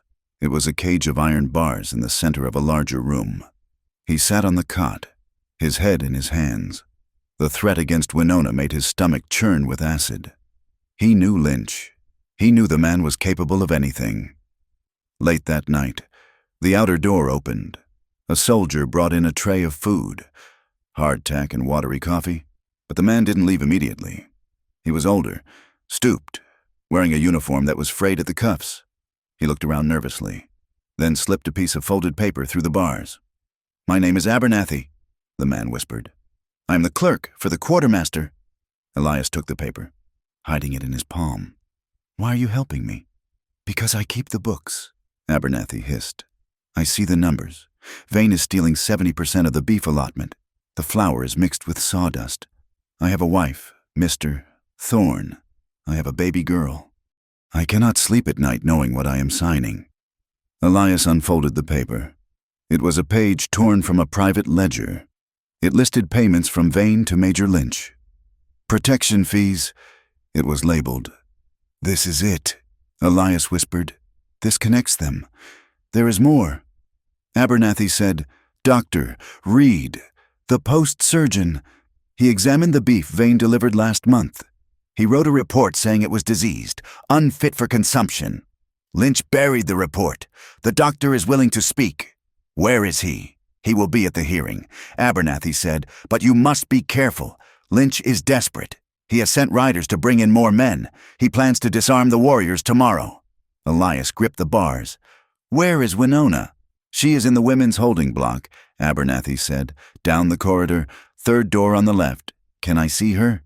Abernathy hesitated. "The guard on duty owes me money. I can give you 2 minutes. No more." The clerk disappeared. 10 minutes later, The heavy door at the end of the corridor creaked open. The guard, a young corporal with a bored expression, jerked his head. "Make it quick, prisoner." Elias was led down the hallway. He stopped at the third door. It was a solid oak door with a small, barred window at eye level. "Winona," he whispered. A face appeared at the window. She looked tired, her hair coming loose from its braids, a bruise darkening on her cheekbone, but her eyes were clear. "Elias." She breathed. "Are you hurt?" "No," he said, pressing his hand against the bars. "I'm fine. Listen to me. Lynch offered me a deal." "I know," she said. "They offered me one too. They said if I testify that you kidnapped me, that you forced me to lead you to the camp, they will let my father go. What did you tell them?" "I told them that I would cut out my own tongue before I spoke a lie for them." Elias rested his forehead against the cold wood of the door. The closeness was agonizing. He could smell the sage smoke that still clung to her dress, a scent of home in this place of stone and iron. "I'm scared." "Winona," he admitted, the words barely audible. "Not of dying. I'm scared of what they will do to you if I fail." Lynch threatened. He couldn't finish the sentence. "Elias, look at me." He raised his eyes to the small window. "Do not let them use your love as a weapon," she said fiercely. "That is what they want. They want you to be small. They want you to be afraid." "I'm afraid," he said, "because I love you, and that gives them a target." "Then let them target it," she said. "Love is not a permission for you to control my fate. Elias, it is permission for you to stand beside me. Stand beside me tomorrow. Do not bend." The guard rattled his keys. "Time's up." Elias pressed his fingers through the mesh of the window. Winona met them with her own. For a second, their skin touched, warm, alive, defiant. "I will not bend," he promised. The next morning, the hearing was held in the mess hall, which had been converted into a makeshift courtroom. The tables were pushed aside, and a long bench was set up for the tribunal. A colonel from a neighboring district presided. A man named Colonel Vance, who looked bored and annoyed to be there. Lynch sat at the prosecution table, looking smug. The room was packed. Soldiers lined the walls. The chief and his interpreter sat on one side. Elias and Winona were brought in separately and seated near the center. Lynch began his opening statement, painting a picture of chaos. He described the tribe as a band of marauders, led by a senile chief and his seductress daughter, aided by a traitorous deserter who had turned his back on his country for savage pleasures. He called his witnesses, men Elias recognized as part of the whiskey gang, cleaned up and dressed in suits, swearing they were honest ranchers terrorized by the tribe. Then it was Elias's turn. He stood up. His leg throbbed, but he did not limp. "Major Lynch speaks of honor," Elias said, his voice carrying to the back of the room. "But there is no honor in starving children. There is no honor in selling government beef to minors while families eat boiled leather." He pulled the ledger page Abernathy had given him from his pocket. "Object," Lynch shouted. Jumping up, "That is stolen property." "It is evidence," Elias shouted back. "This proves Lynch is on Vane's payroll, and I have a witness." He pointed to the back of the room. "Doctor." Reed stood up. The surgeon looked terrified, but he nodded. "I wrote the report." The doctor said, his voice shaking, "The beef was diseased. Major Lynch ordered me to burn the findings." The room erupted in murmurs. Colonel Vance banged his gavel. "Silence!" Vance looked at Lynch, his eyes narrowing. "Major, is this true? It is a fabrication." Lynch sputtered. "A conspiracy." Then Winona stood up. She did not wait to be called. She wore her deerskin dress, stained with the dust of the trail. She looked wild and undeniably regal. "Your Honor," she said. Her English was perfect, the accent gone, the tone polished and precise.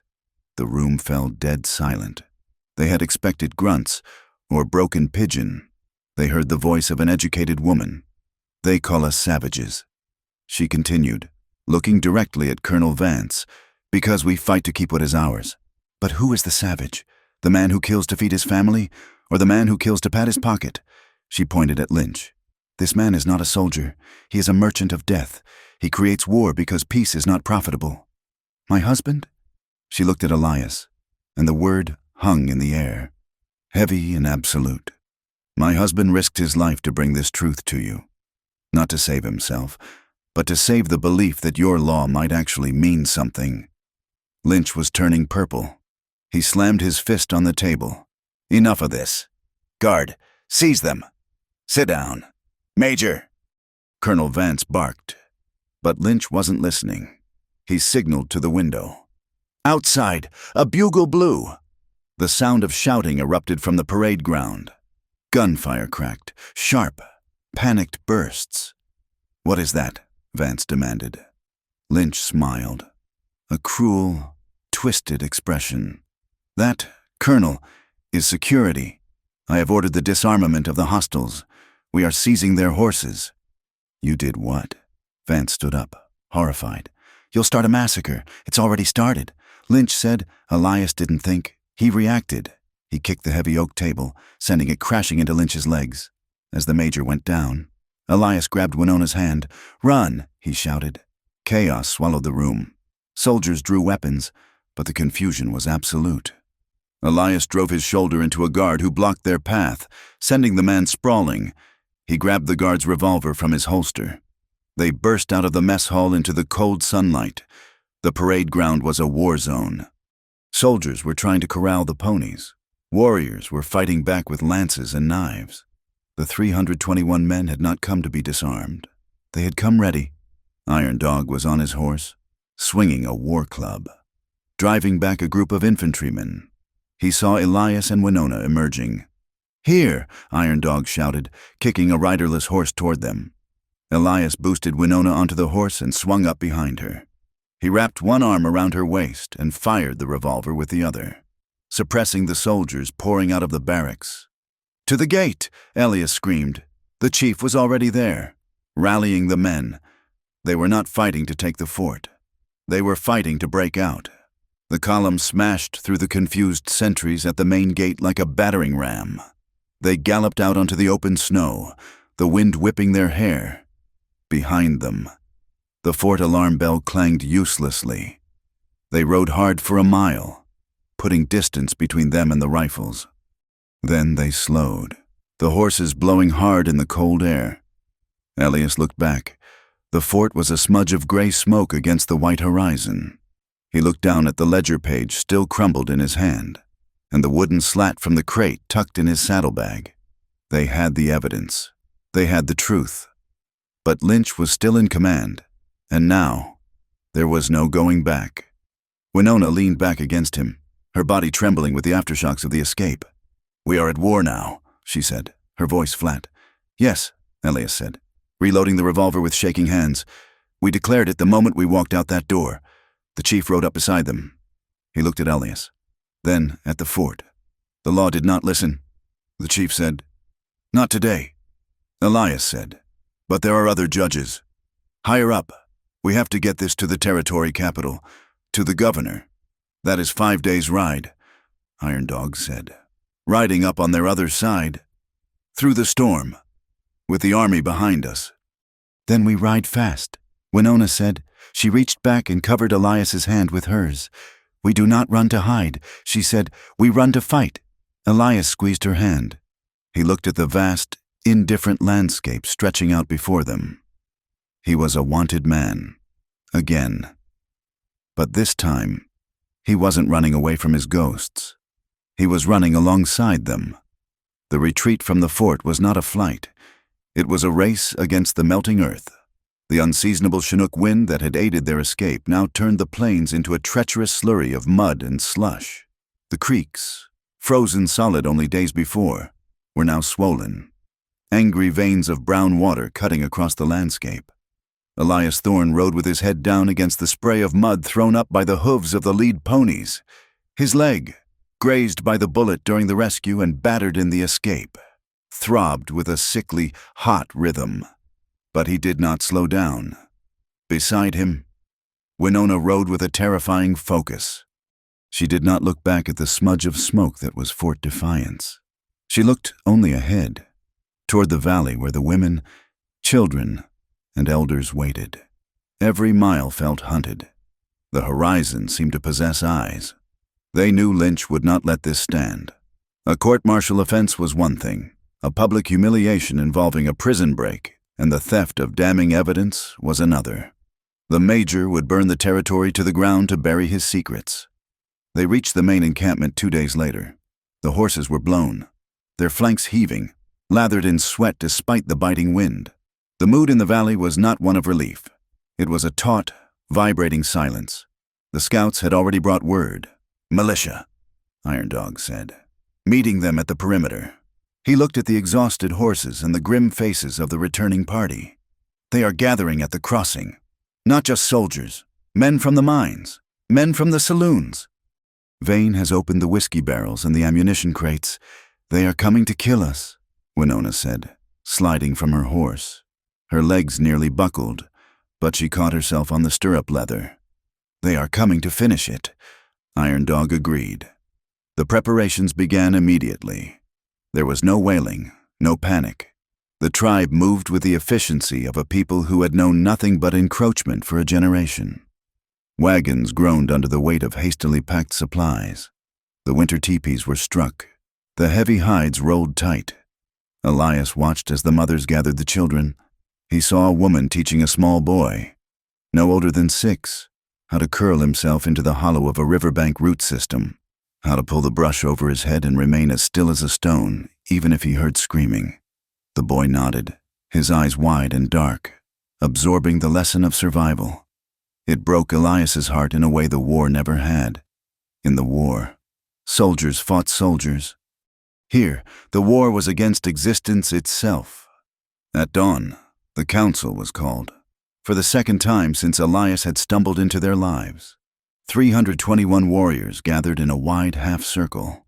The sky was a bruised purple, the sun struggling to rise over the canyon walls. The air smelled of wet earth and gun oil. But this time, there was no wedding blanket. There was no talk of binding promises to save a life. The question on the table was total. Fight, flee into the high mountains where starvation waited, or attempt a negotiation that would likely end in chains. Chief Standing Elk stood in the center. He looked older than Elias had ever seen him. The escape from the fort had drained his reserves. He leaned heavily on a staff of ash wood. Elias stepped forward. He felt the eyes of the 321 men on him. They were not looking at a stranger anymore. They were looking at a man who had bled with them, but who was also of the blood that hunted them. "I will not lie to you," Elias said. His voice was raspy, carrying across the silent ranks. "Negotiation is death. Major Lynch cannot let us live. If we surrender, Vane will scatter you to the reservations in the south, where the fever waits. If we run to the mountains, the winter will finish what the soldiers started." Iron Dog stepped out of the line. "And if we fight," he challenged. "They have the Gatling guns. They have the cannons. We have rifles and courage. That is not enough against the numbers Vane has bought." "It is enough if we choose the ground," Elias said. He looked around the circle, meeting the gaze of men he had eaten with, worked with, and fought beside. "My crime was not desertion," Elias said, dropping the bomb he had carried in his chest for months. "The army calls me a deserter, but that is not my sin. My sin is that I was part of the machine. I rode with the columns that burned the crops in the south. I stood guard while the treaties were signed and then broken before the ink was dry. I was the sword in the hand of the liar." A ripple of tension went through the crowd. Hands tightened on knives. "I cannot undo that," Elias continued, his voice shaking slightly. "But I can offer you the only thing I have left. I know how Lynch thinks. I know how the militia moves. They are arrogant. They think you are a mob, not an army." He pulled the ledger page and the crate slat from his jacket. "I have the evidence that can hang them," he said. "But paper is slow. We need time. I offer you my life to buy that time. Put me in the front. Use me to draw them in. If I fall on your side of the line." Iron Dog stared at him. The resentment that had festered for months was still there, burning in the warrior's eyes. He took a step toward Elias, his hand resting on his tomahawk. Words. Iron Dog spat, A white man's words are like the wind. They change direction when the storm comes. Why should we trust the sword to fight the hand that forged it? He raised his voice. Turning to the warriors, he brings the lightning. And now he tells us how to dodge the thunder. I say we give him to Vane. Maybe the agent will take his prize and leave us be. It was a moment that teetered on the edge of violence. A few warriors murmured agreement. The fear was high, and a scapegoat was an easy comfort. Winona stepped between them. She did not shove Iron Dog this time. She stood like a statue, her presence radiating a cold, terrifying authority. He returned for me, she said. Her voice was not loud, but it cut through the murmuring like a knife. When the whiskey runners took me, he rode into the blizzard. When the soldiers took me, he walked into the lion's den. He has bled on the snow for this family. She turned to Iron Dog, her eyes blazing. You speak of custom. Iron Dog, custom says a man is judged by his deeds. This man has proven his loyalty not with promises, but with action. He is not a white man today. He is the husband of the chief's daughter, and he stands with us. The chief looked at Iron Dog. The silence stretched, heavy and suffocating. Then, slowly, Iron Dog took his hand off his weapon. He nodded, once a sharp, jerky motion, then let him lead us to the dying place. Iron Dog growled. The council was interrupted by the sound of a horse galloping hard. A scout burst into the clearing, his pony foaming. He slid to the ground and ran to the chief. They burned the cache at Red Rock. The scout gasped. The winter corn, the dried meat, it is all ash. A collective groan went through the crowd. That cache was their insurance against the deep snows, and the scout continued, struggling for breath. The Miller family, the settlers who were friendly to us, they are gone. Their cabin is empty, and Vane. What of Vane? The chief demanded. The scout pulled a crumpled piece of paper from his belt. He nailed this to the burnt trees. The chief took the paper, but he could not read the scrawled English. He handed it to Winona. She read it, her face draining of color. He has signed the order, she whispered. He has declared the band hostile combatants. It authorizes the militia to take any measures necessary. It puts a bounty on scalps. Elias felt a cold pit open in his stomach. It was an extermination order. Then we have no choice, Elias said. We fight. He turned to the chief. We cannot fight them on the open plain. They have the range. We need to bring them close. We need a place where their numbers mean nothing. The chief looked at Elias. The Narrows? The Narrows. Elias nodded. The plan was set. The Narrows was a box canyon 5 miles north, where the river cut through a sheer wall of granite. The only way through was a shallow ford that forced riders to cross single file.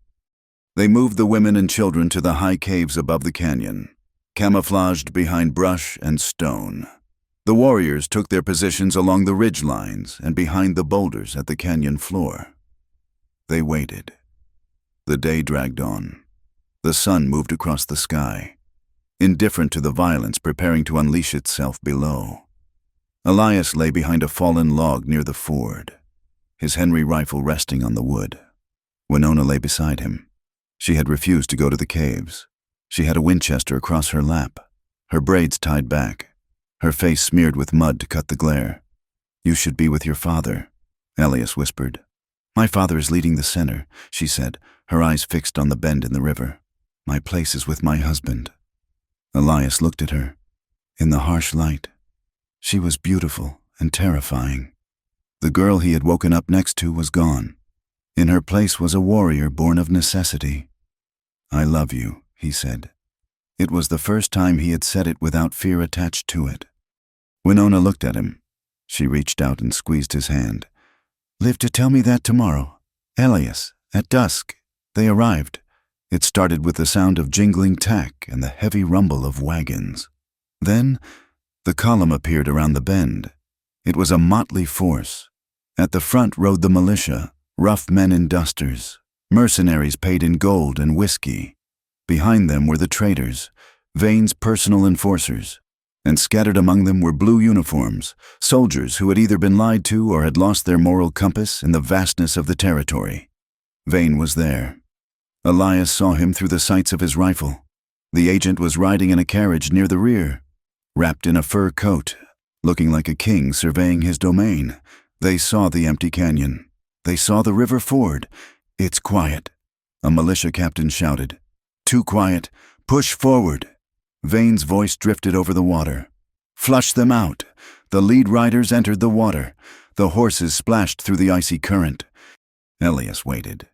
He watched the lead rider reach the halfway point. He watched the second and the third. He waited until the river was full of men. "Now!" Elias screamed. He squeezed the trigger. The lead rider fell from his saddle. From the ridges above, 321 rifles opened fire at once. The sound was apocalyptic. The canyon walls magnified the report into a continuous, rolling thunder that shook the ground. The river erupted in splashes and screams. The militia, caught in the open water, panicked. Horses reared, throwing their riders into the freezing current. Men scrambled for the far bank, only to be met by Iron Dog and his flankers emerging from the rocks. It was not a battle. It was a meat grinder. The militia tried to retreat, but the wagons in the rear had jammed the narrow trail. Chaos consumed the column. Elias fired, worked the lever, and fired again. He did not aim for faces. He aimed for shapes. He was a machine again. But this time, the machine was fighting for something real. Winona was firing beside him. She was calm, methodical. She did not waste ammunition. "They are breaking," she shouted over the roar. "Look!" The rear of the column was turning. Vane's carriage was trying to wheel around, the driver whipping the horses in a frenzy. "He's running!" Elias yelled. "Vane is running!" The chief saw it too. From his position on the lower slope, Standing Elk rose. He signaled to a group of young warriors.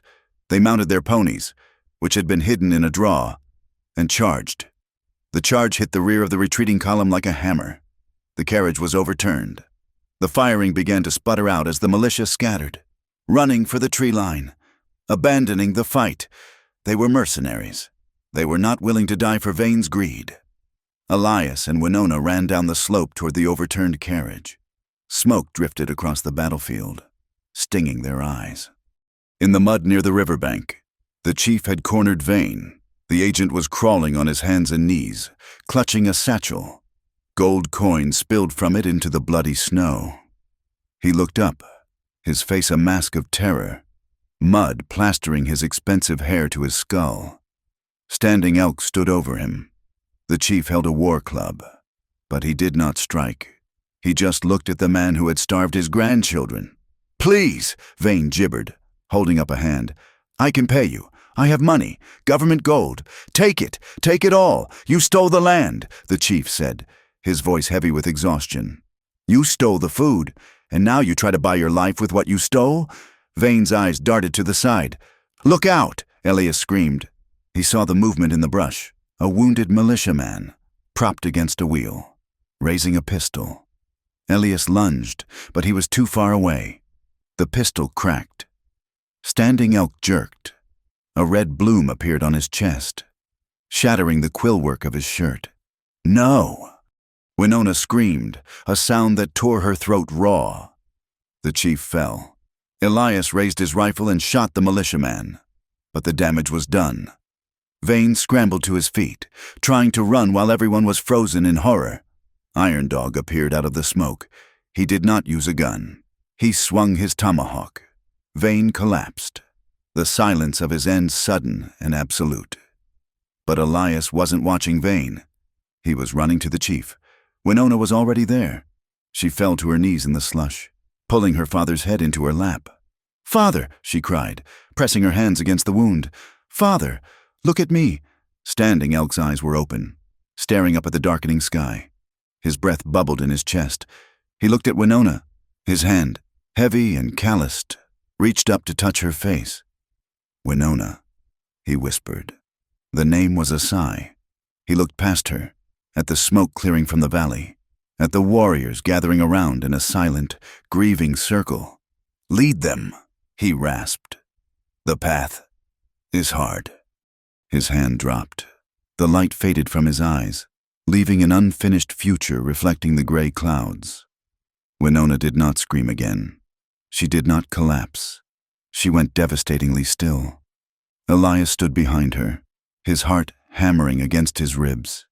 He wanted to touch her, to comfort her, but the moment felt too sacred for his hands. Suddenly, a shout rang out. "Soldier!" Elias spun around. A single bluecoat, separated from the unit, had emerged from the river reeds. Disoriented and terrified, he saw the group, saw the dead agent, and raised his musket. He wasn't aiming, he was just reacting to the terror. The barrel was pointed straight at Winona's back. "Winona!" Elias shouted. He threw himself across the space between them. The musket roared. Elias felt a blow like a sledgehammer hit his shoulder. The world spun violently. He hit the ground, snow and ash filling his mouth. Pain, white and blinding, radiated from his upper chest. "Elias!" He heard her voice through the ringing in his ears. He tried to push himself up, but his arm wouldn't work. He rolled onto his back. Winona was hovering over him. Her hands, covered in her father's blood, were now pressing on his shoulder. Her face was a landscape of terror that she couldn't speak aloud. "Stay with me," she commanded, her voice breaking. "Do not dare leave me alone in this. Do not dare. Here." Elias wheezed. He looked down. The bullet had taken him high in the shoulder, missing the heart but shattering the clavicle. Blood was pulsing, dark and fast. The warrior Two Moons stepped up and dispatched the soldier, but the violence was over. The silence of the aftermath settled over the canyon. "We need fire," Winona yelled at the warriors, staring in shock. "We need the medicine bag. Move!" She was the leader now. Grief was a luxury she pushed into a box in her mind. She tore the hem of her dress, packing the wound. "You are a fool," she whispered to Elias, tears finally cutting tracks through the mud on her face. "A brave, stupid fool." "I told you," Elias gritted out, the pain making his vision tunnel. "I fall on your side of the line. The aftermath of the Battle of the Narrows was not a celebration. It was a grim accounting. They gathered the dead. 7 warriors, 12 militiamen, the agent Vane, and Chief Standing Elk. But the evidence Elias had carried, the ledger page, the crate slat, was not buried with the dead. As the survivors regrouped, a cavalry patrol appeared on the ridge. These were not Lynch's men. They were regulars from the southern garrison, drawn by the sound of the battle, led by a captain who had no love for the corruption of the agents. They rode down cautiously, white flags on their lances. They found a scene of carnage that could not be swept under the rug. They found the body of a government agent with stolen gold.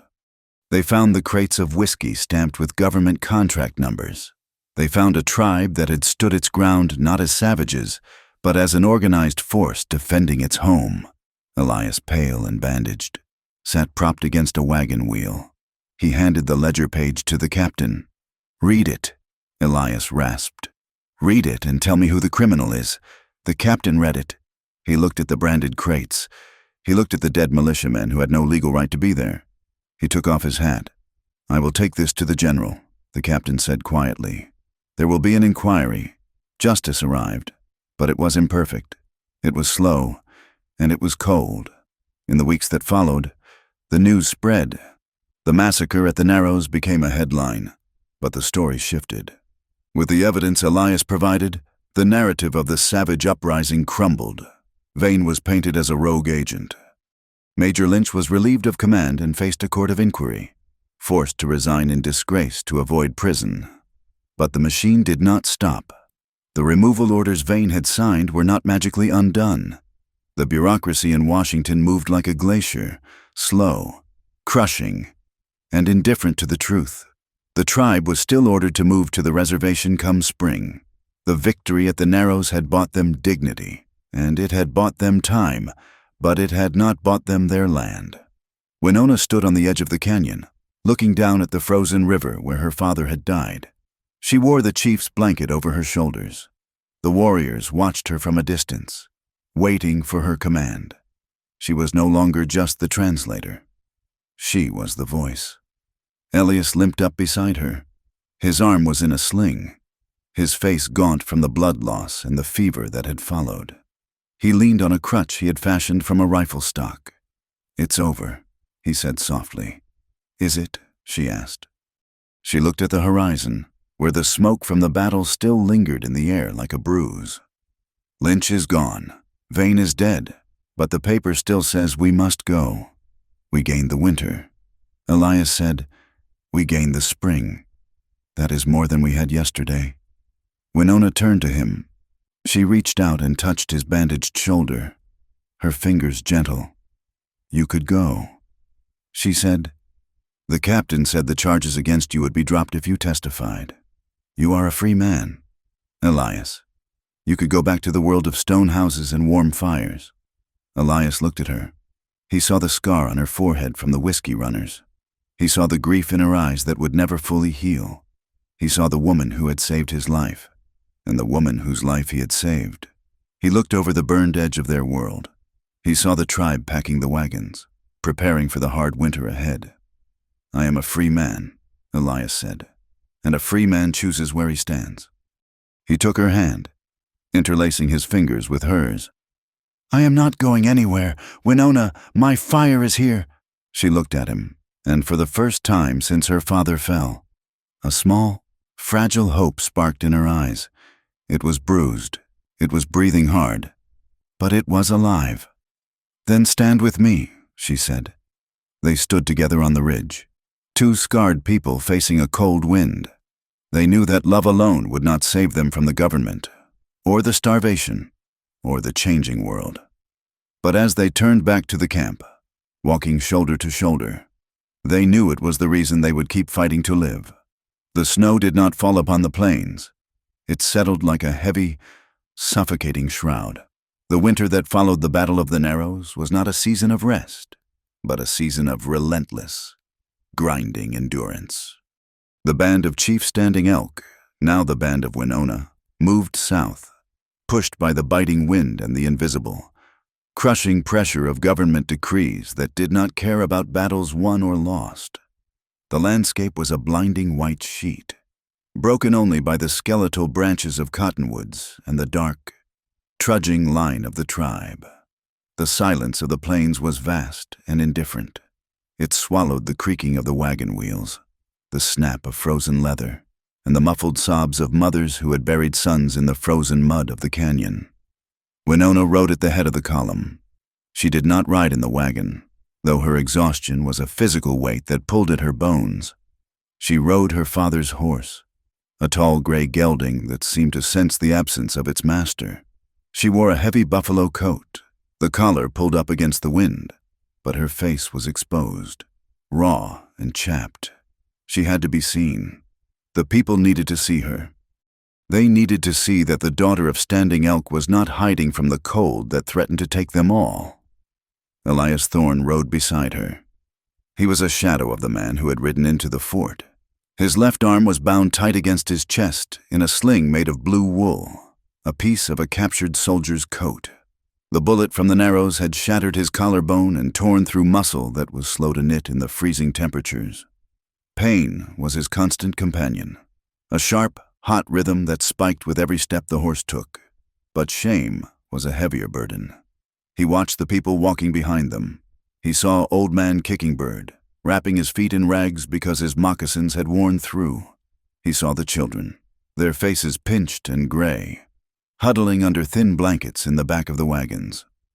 They are hungry, Elias said, his voice rough from the dry air.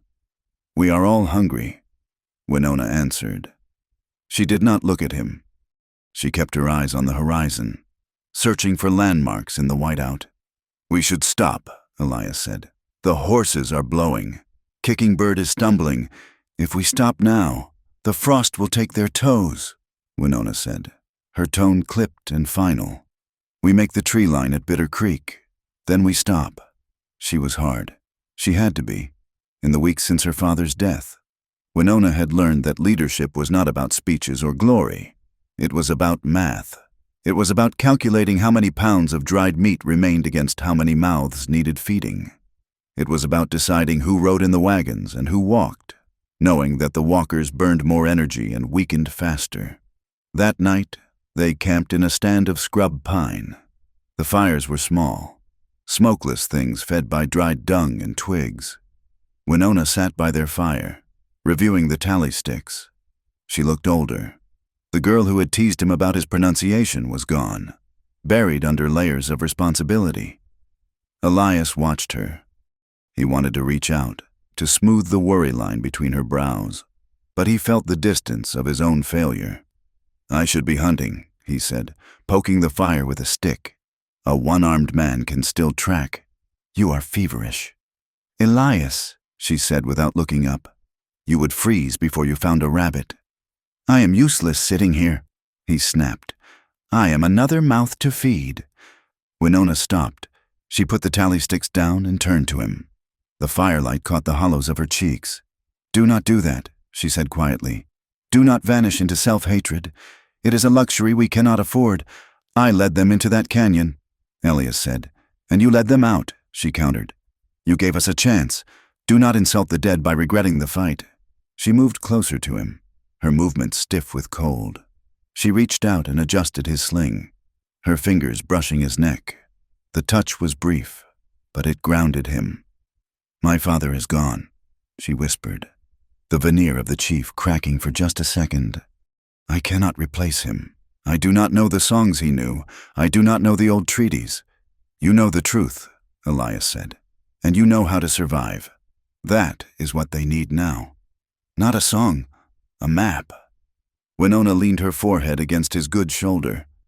For a moment, she was just a daughter mourning a father, a woman terrified of the dark. "Help me, Elias," she breathed. "Help me keep them walking." "I will," he promised, until the wheels fall off. The journey brought them to the edge of the settlement lands again. They needed flour. They needed ammunition for hunting. They approached a small town called Iron Ridge. It was a cluster of buildings clinging to the side of a mining road. Winona ordered the warriors to stay back. She took Elias and 2 moons, driving a single wagon loaded with tanned hides, the only currency they had left. They stopped the wagon in front of the general store. The town was quiet, but eyes watched them from windows. A dog barked incessantly. The store owner came out onto the porch. He was a heavy man with a dirty apron and a shotgun leaned against the doorframe. He looked at the hides, then at Winona, then at Elias. "We don't want your trade," the man said, spitting tobacco juice into the snow. "We have good skins," Winona said, her voice steady. "Winter coats. We need flour." "I said we don't trade with hostiles," the man repeated. "We are not hostiles," Elias said, stepping down from the wagon. "We are travelers, and we have money if you don't want skins." He reached for the small pouch of coins Vane had dropped in the mud, which they had recovered. The store owner picked up the shotgun. "I know you," he said, narrowing his eyes at Elias. "You're the white renegade, the one who turned on his own kind." "I am a man trying to buy flour," Elias said, keeping his hand away from his pistol. "Get out," the man said, raising the barrel, "before I call the boys. We heard about the Narrows. We heard you killed good men." "They were mercenaries," Elias said, "and they attacked us. They were white men," the shopkeeper shouted. "And you sided with savages." A door opened across the street. A woman in a bonnet stepped out, holding a broom. "Get moving," she yelled shrilly. "We don't want your trouble here. Take your squaw and go back to the hills." Winona stiffened. Elias saw her hand tighten on the wagon rail until her knuckles turned white. She was trembling, not with fear, but with a rage so hot it could have melted the snow. She had been educated in their schools. She spoke their language better than they did, and they looked at her like she was a stray dog. "Winona," Elias said softly. "Don't." She looked at him. Her eyes were black flint. She took a deep breath, held it, and let it out slowly. She learned in that moment to hold her rage like a blade. She would not dull it on people who did not matter. She would save it for the throat of the beast. "Turn the wagon," she said to 2 moons. As they turned, a man walking down the boardwalk stopped. He wore a suit that was too nice for Iron Ridge. He looked at the wagon, then at Elias. "Wait," the man called out. The shopkeeper lowered his gun slightly. "What do you want?" "Mr. Hurst?" The man in the suit walked through the slush to the wagon. He looked at Elias's bandaged arm. "You are Thorne?" the man asked. "Who is asking?"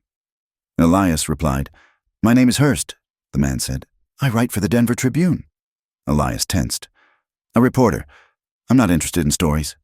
Elias said, "I'm not interested in stories either." Hearst said, "I'm interested in facts. I received a wire from the Capitol. It seems a certain Major Lynch has been relieved of command, and a certain trading company is under investigation for fraud."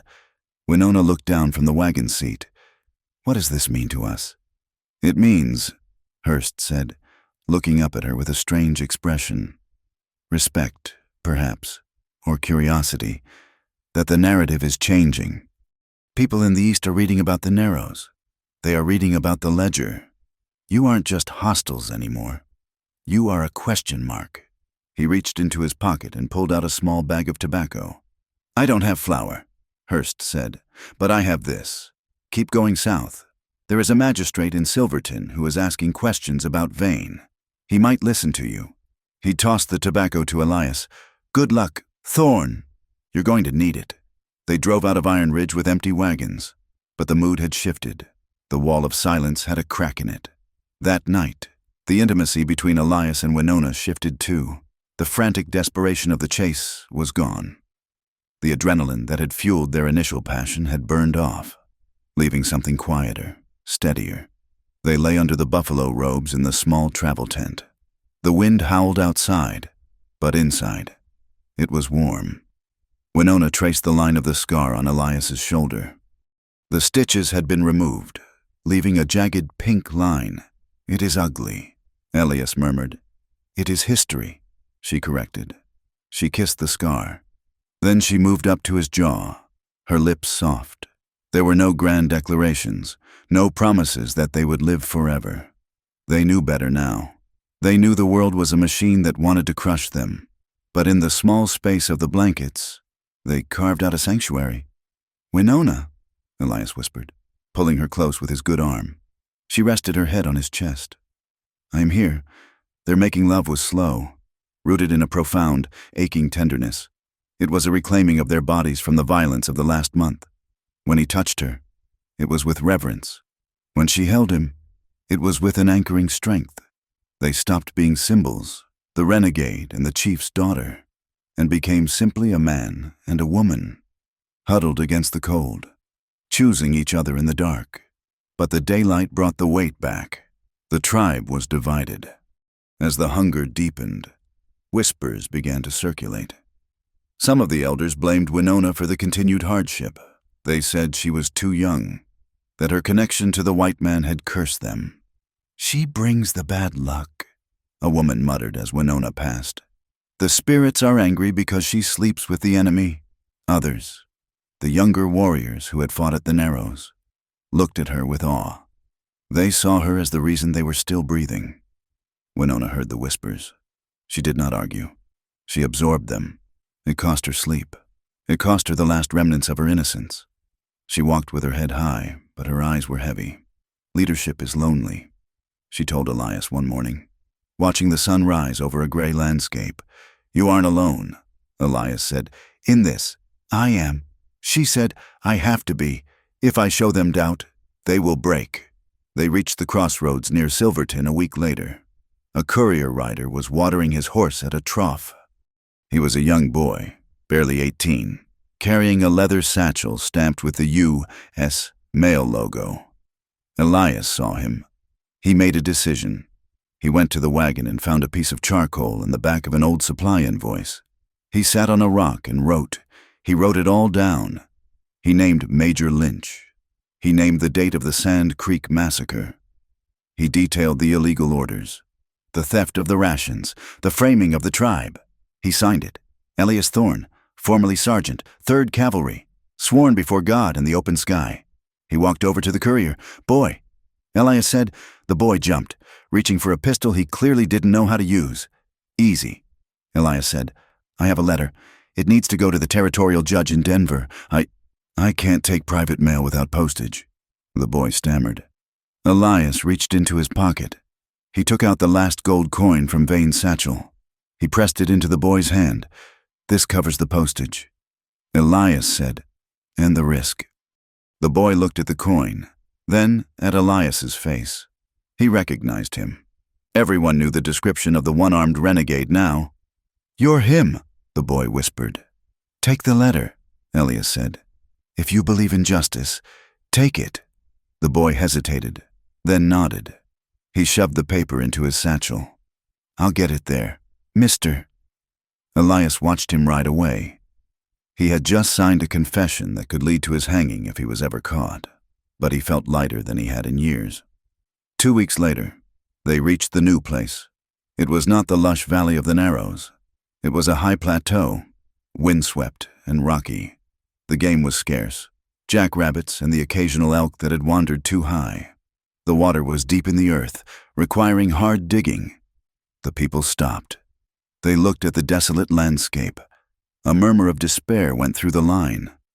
"This is it?" Iron Dog asked, looking at the barren ground. "This is where we live." Winona rode to the front. She turned her horse to face them. "This is where we stand," she said, her voice carrying over the wind. "The valley is gone. The fort is gone. But we are here. The ground is hard. But we are harder." She dismounted. She took a shovel from the wagon and walked to a patch of snow-covered earth. She drove the shovel in. "Dig," she ordered. It was a brutal start, but slowly, the camp took shape. They found a sheltered spot near a grove of stunted cottonwoods. They pitched the lodges. Elias worked despite his arm. He found fallen timber and began to notch logs. He wasn't building a temporary shelter.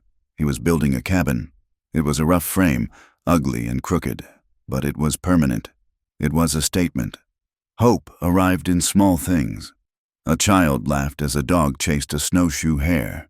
A fire caught on the first try with damp wood. A dawn arrived that wasn't gray, but a brilliant, piercing blue. Spring came late, but it came. The snow melted into muddy streams. Green shoots pushed up through the rocky soil. Elias stood by the half-finished cabin. He was planting corn. It was a ridiculous act of optimism in this soil, but he did it anyway. Winona came up beside him.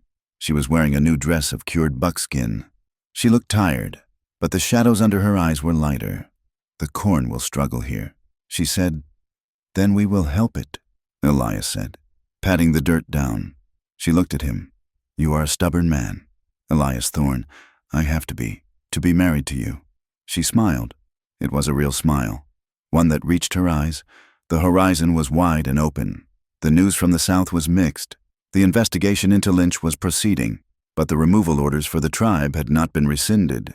They were technically squatters on their own land. The settlers in the towns still hated them. The newspapers still called them a problem. Justice had begun, but it was not complete. It might never be complete. But as the sun crested the mountains, painting the high desert in gold and crimson, Elias and Winona stood together. They were no longer the wounded drifter and the chief's daughter trapped in a political marriage. They were survivors. They were partners. There were no 321 warriors waiting for a wedding. There was only the vast, silent West, demanding endurance. Elias put his good arm around her shoulders. Winona leaned into him. "We have a lot of work to do," she said. "Yes," Elias said, looking at the corn shoots, then at the cabin, then at the woman he loved more than his own life. "We do." They watched the sun rise, choosing love not as an escape from the world, but as the fuel to keep living in it. Thank you for listening to He Woke Up Next to the Chief's Daughter. At dawn, 321 warriors waited for the wedding. This story of survival, justice, and love in the face of impossible odds has been a journey. I hope you found meaning in Elias and Winona's fight to endure. I would love to hear from you. Please leave a comment below telling me where you are listening from and what you thought of the ending. Did you think they made the right choice? If you enjoyed this story, please subscribe to From Wild West for more tales of the American frontier. Share your thoughts in English, and thank you for being part of this adventure.